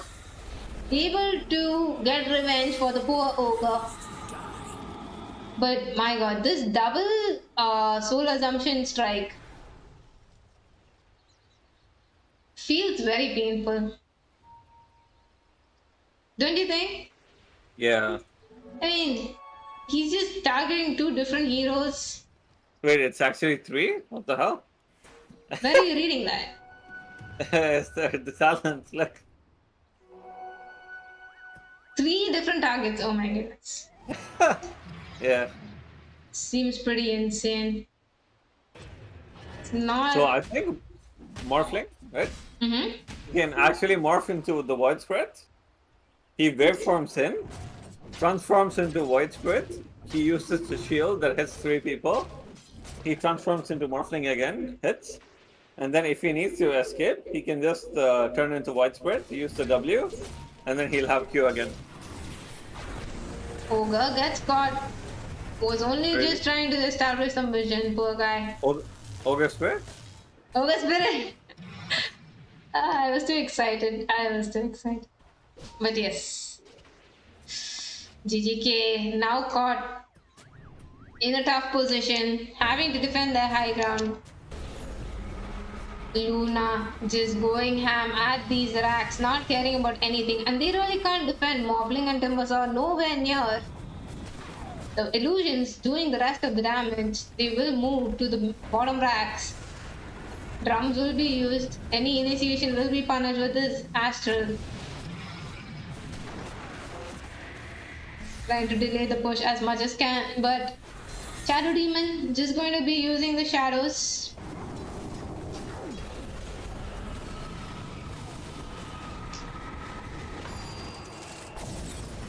Okay, Timbersaw going in, uses the pipe, and BKB trying to stay alive, wants to do some damage, but Luna doing so much damage on his Moblin. He's just trying to man fight her, but it's not enough. Luna is just way stronger with that Scardy, so now Earth Spirit being caught, trying to get out of there, wants to roll. Can he do it? Yes, he can. He will be tanked by the Clockwork, who is bursted down by this Moplin's damage. Now Visage caught in a tough situation. He has the nuke. He wanted to go for the ogre. But Whitebeard will secure the ogre kill by jumping out of the back lines and instantly TPing out. Oh, that was a gutsy play coming out from the Void Spirit. Yeah, that kind of salvaged, right? They got racks, right? No, they didn't. Okay. They got the mid racks. They wanted the bottom. They couldn't. They got the tower. Good defense coming out from the side of GGK. Morphling doing a lot of damage with that completed Kanda, and BKB allowing him to stand, but he tried to man fight the Luna, but she had a completed Scardy, so she didn't care. It just wasn't enough. Yeah. Luna has 150 more last hits than Morphling. Like. She's 7k net worth lead ahead of the Morphling. Wow, okay. I thought it would be like 3k because they have similar items. Oh yeah, this thing costs a lot higher. Okay. Timbersaw tried to, make something happen since he had the BKB. But as the supports, like he needs to click the pipe as soon as possible so that his supports don't just melt. And Morta, even in her, she really can't stand there because she's just gonna take way more damage from the Luna. Yeah.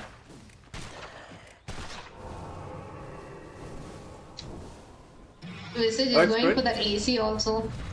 Earth Spirit should get Ags, right? And then freeze the Luna and then push her away. Void Spirit? Oh, you Earth Spirit? Yeah. Yeah. Push her into the base. Basic Magnus plays basically. Roche is gonna give a banner and the Aegis. They're gonna take it. She has a butterfly now. They are nowhere near an MKB on these heroes though. Going for the Daedalus. It might seem like a meme, but that's literally the only thing you can do at this point on the Earth Spirit. Like, I'd sell the kick her in, yeah. But there should be like a the damage should be enough to nuke her, but she's so tanky. Like have you watched Thor Ragnarok? No. Oh damn, okay. I'll show you the meme afterwards. So basically, you don't do the damage to Luna. You let the ancients, you let the fountain do the damage. Oh. You kick her into the fountain. You kick her into the fountain. Oh, okay. I think I've seen some videos about that. The Bloodlust and the Fire Shield is doing so much. Clockwork using his hook shot to get onto the Timbersaw. He uses his BKB. Void Spirit focusing down this ogre, but he's very tanky. Void Spirit trying to shift over, wants to go for the mortar, but there's so much damage coming out from this Moblin. The save is there, but Clockwork will be taken down for this. BKBs are running out, so they will have to back off, and the racks will fall. They wanted to go for more. They have the big DD on the Earth Spirit. Void Spirit is being controlled in the backlines. Morphling versus Luna. They are fighting it out. There is a vessel onto the Morphling, so he's going to try to back off. Luna now trying to escape, wants to take the ogre down. There is the stun, and she will finally be killed. 795 gold for Martha and 1,300 gold among 4 heroes as well. Among 3 heroes and 1,600 for this Earth Spirit. 4,800 XP. He had 6k damage in that with that DD rune. That really helped him. Wow. If Earthspirit didn't have that DD, it Yeah. would have been tough. That It is DD really time helped out. Yeah, it's time for Expert to get that axe. Yes, we can go. They do need buybacks though. They don't Who have needs 2 buyback? racks. Who needs buyback? Like? Nobody. Buyback is for the noobs.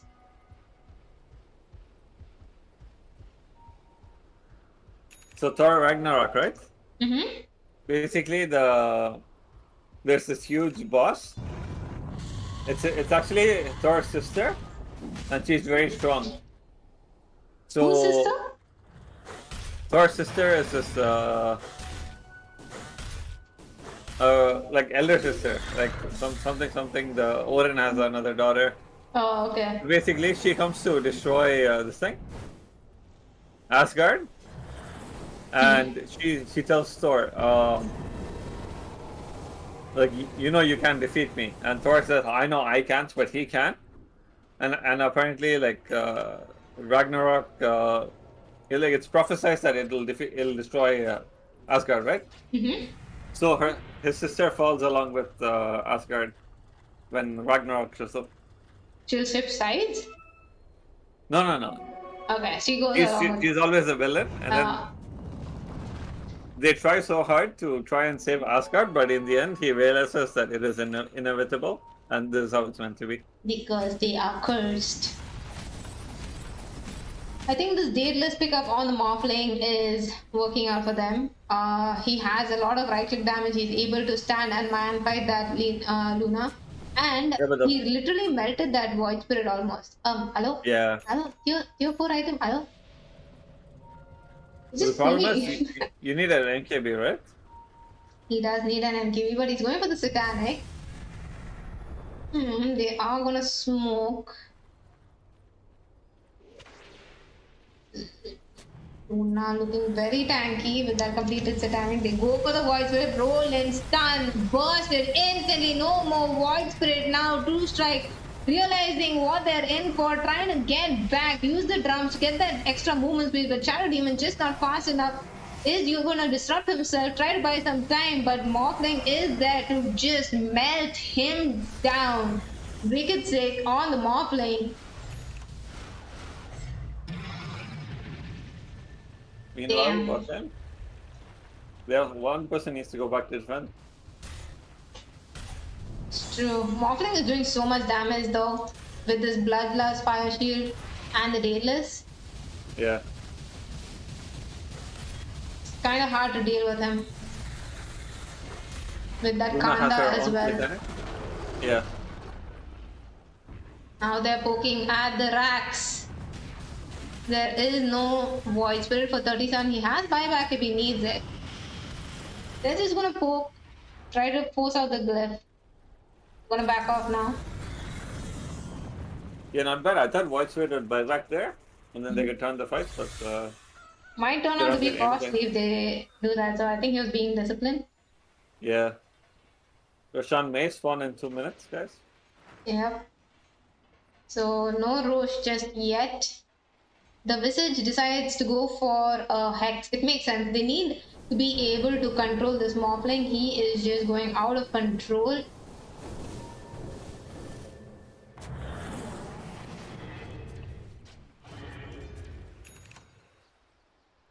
Luna's going for the shard.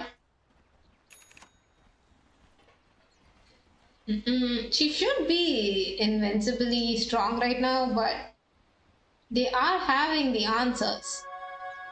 Only Luna's tanky against Morphling. Yeah, Everyone exactly. else dies to quick, basically.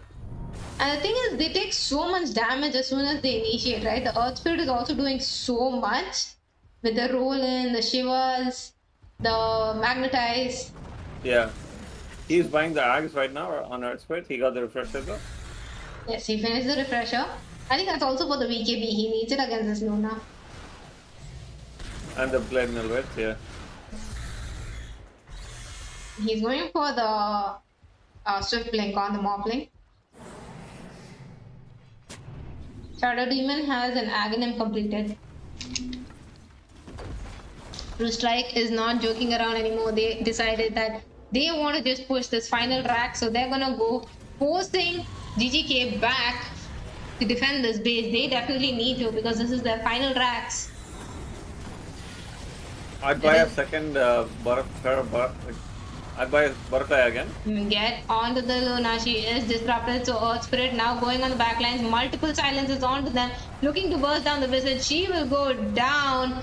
The dead Morphling now will buy back. Wants to fight against Luna, who does not have an Eclipse. Morphling looking to burst her down. So much damage coming out from him. There is a dead Clockwork who just did not have a chance to survive their disruption onto the Morphling. Keeping him in place, he wants to burst down the Luna, uses the strike onto the Luna, keeps focusing him, and there is a battle between them, but Morphling will take that. But he's being right-clicked by the spin. Oh my god, the Shadow Demon Illusions will take him down along the Void Spirit. What a play. Luna had Satanic in 1 second. So she would have been fine if she had gotten. She could have turned around, yeah. There are buybacks being committed by everybody. Even Luna bought back. They are all going all in. No Morphling. So they have to use this opportunity to push. But Luna taking so much damage. No more buyback. Luna is taken down. Timbersaw looking at this as a great opportunity, going for the supports. Clockwork trying to get out, is glimmered, is trying to walk away, does not have the hook shot for 11, so he really can't escape. That is the disruption onto the Timbersaw. But the Shadow Demon is also being focused on the left side.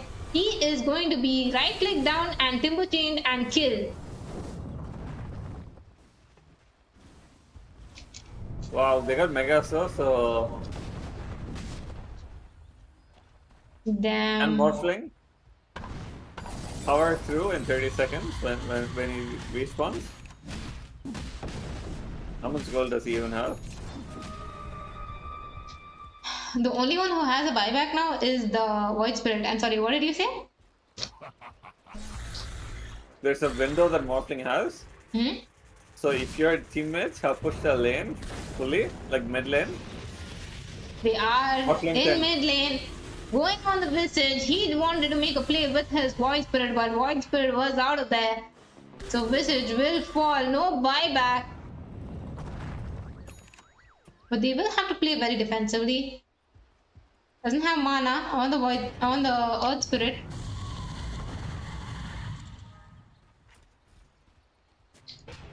so yeah, like the Morphling, he just couldn't handle the heat from the Luna. I think there was a sort of a misplay there where the Earth Spirit and Timbersaw went on the backlines, but Yeah. the way they got split, Morphling kind of ate all of the Eclipse beams. Eclipse beams, yeah. And I don't think Timbersaw clicked the pipe in range of the Morphling. I'm not sure. But you know, still, Morphling was able to kill everyone. But you know what he does do? The illusions. Yeah. The Shadow Demon made illusions of him, and those were so strong. He tried to get out, but he couldn't. That was a sad way to die.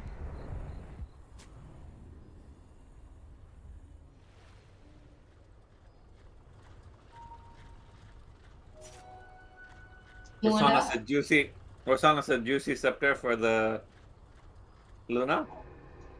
Yeah. There's a banner sound? and a axe.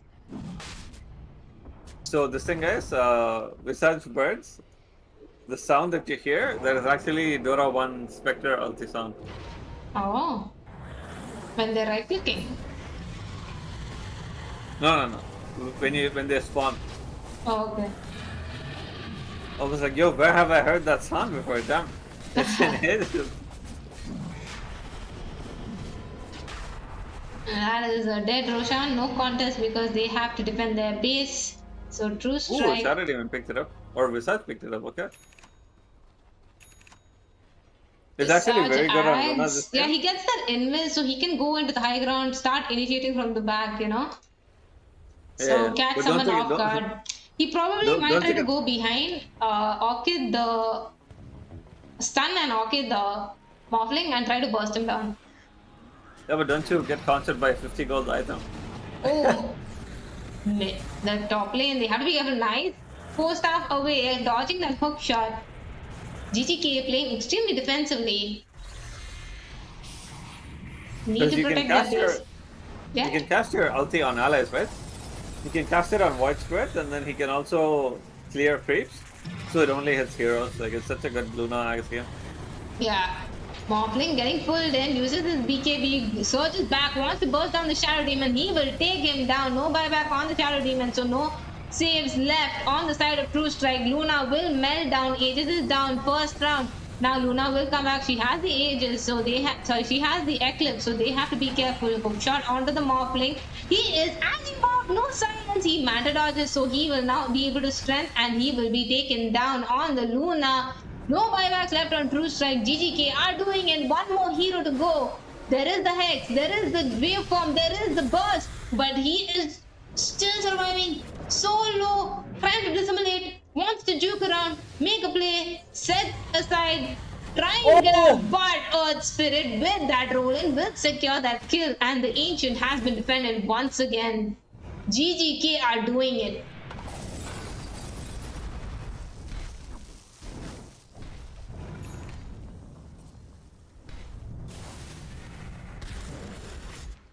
What a defense from GGK. My god, Morphling looking so good. Luna has just been rendered useless. Oh my god. Oh my goodness. Oh my god. Yeah, they can do it, I think, now. How lucky can you get? But Shadow Demon can first the DD, so... We shall see if he will click. He might die for it. He purges it, banishes him, keeps him back. Oh my god, he takes over that Morphling. Hello! Oh! Wait just a minute. He didn't even get a chance to click his buttons. Morphling dead for 90 seconds without any saves. Earth Spirit bought back for this. Sorry, Void Spirit bought back for this. Luna is up in 10. What just happened? Ha! What? Nani? How did Morphling die like that? Okay. Sometimes you are your own enemy, You right? use That's the what happened Disseminate here. and the Shadow Demon ulti, right? So it constantly purged. And he got stunned and he's just taken down. Okay, buyback His own on the illusion water. killed him. They are looking at the tier 4. True Strike want to end this. They are just pushing the racks. Morphling not there to turn this around. The damage is coming out from the Luna. She has the BKB, uses her Eclipse, just wants to go for the throne. They go for the glyph. Earth Spirit is taken down. No buybacks, no buybacks, no buybacks. Timber's the sole survivor along with his Muerta. He is taken down now. Muerta banished while the Ancient will fall. And True Strike takes the win.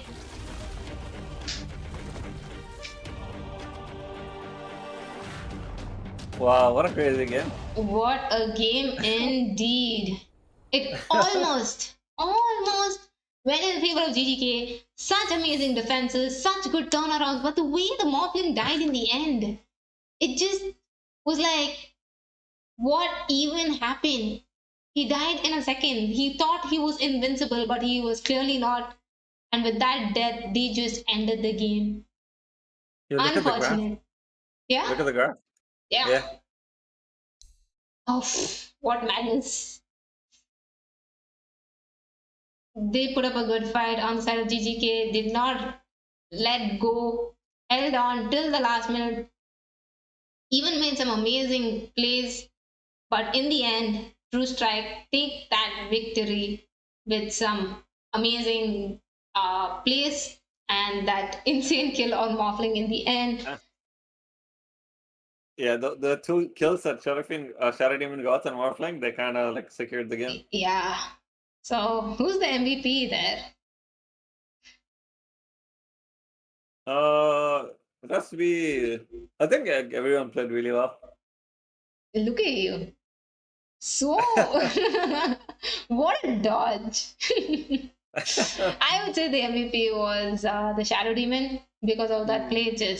It was using those illusions those ways, or using that the way he removed the DD and protected his racks, and they turned around on the bot lane, game winning play. So kudos to both teams, very well played from both. GGK, amazing fight, but True Strike take the overall win. So congratulations to them. And that's it for today, guys. We hope you guys enjoyed the matches. We definitely enjoyed casting them. This is me, Infinity, and Dakshina here as your casters. Hope you guys are liking the content, and if you are, make sure to subscribe to this channel and like the video. And if you like us individually, then you have our links as streamers in the description, so you can check out our channels as well. And we will be back tomorrow with more Dota games, so stay tuned and stay safe, and we'll see you tomorrow, guys. Bye bye. Bye.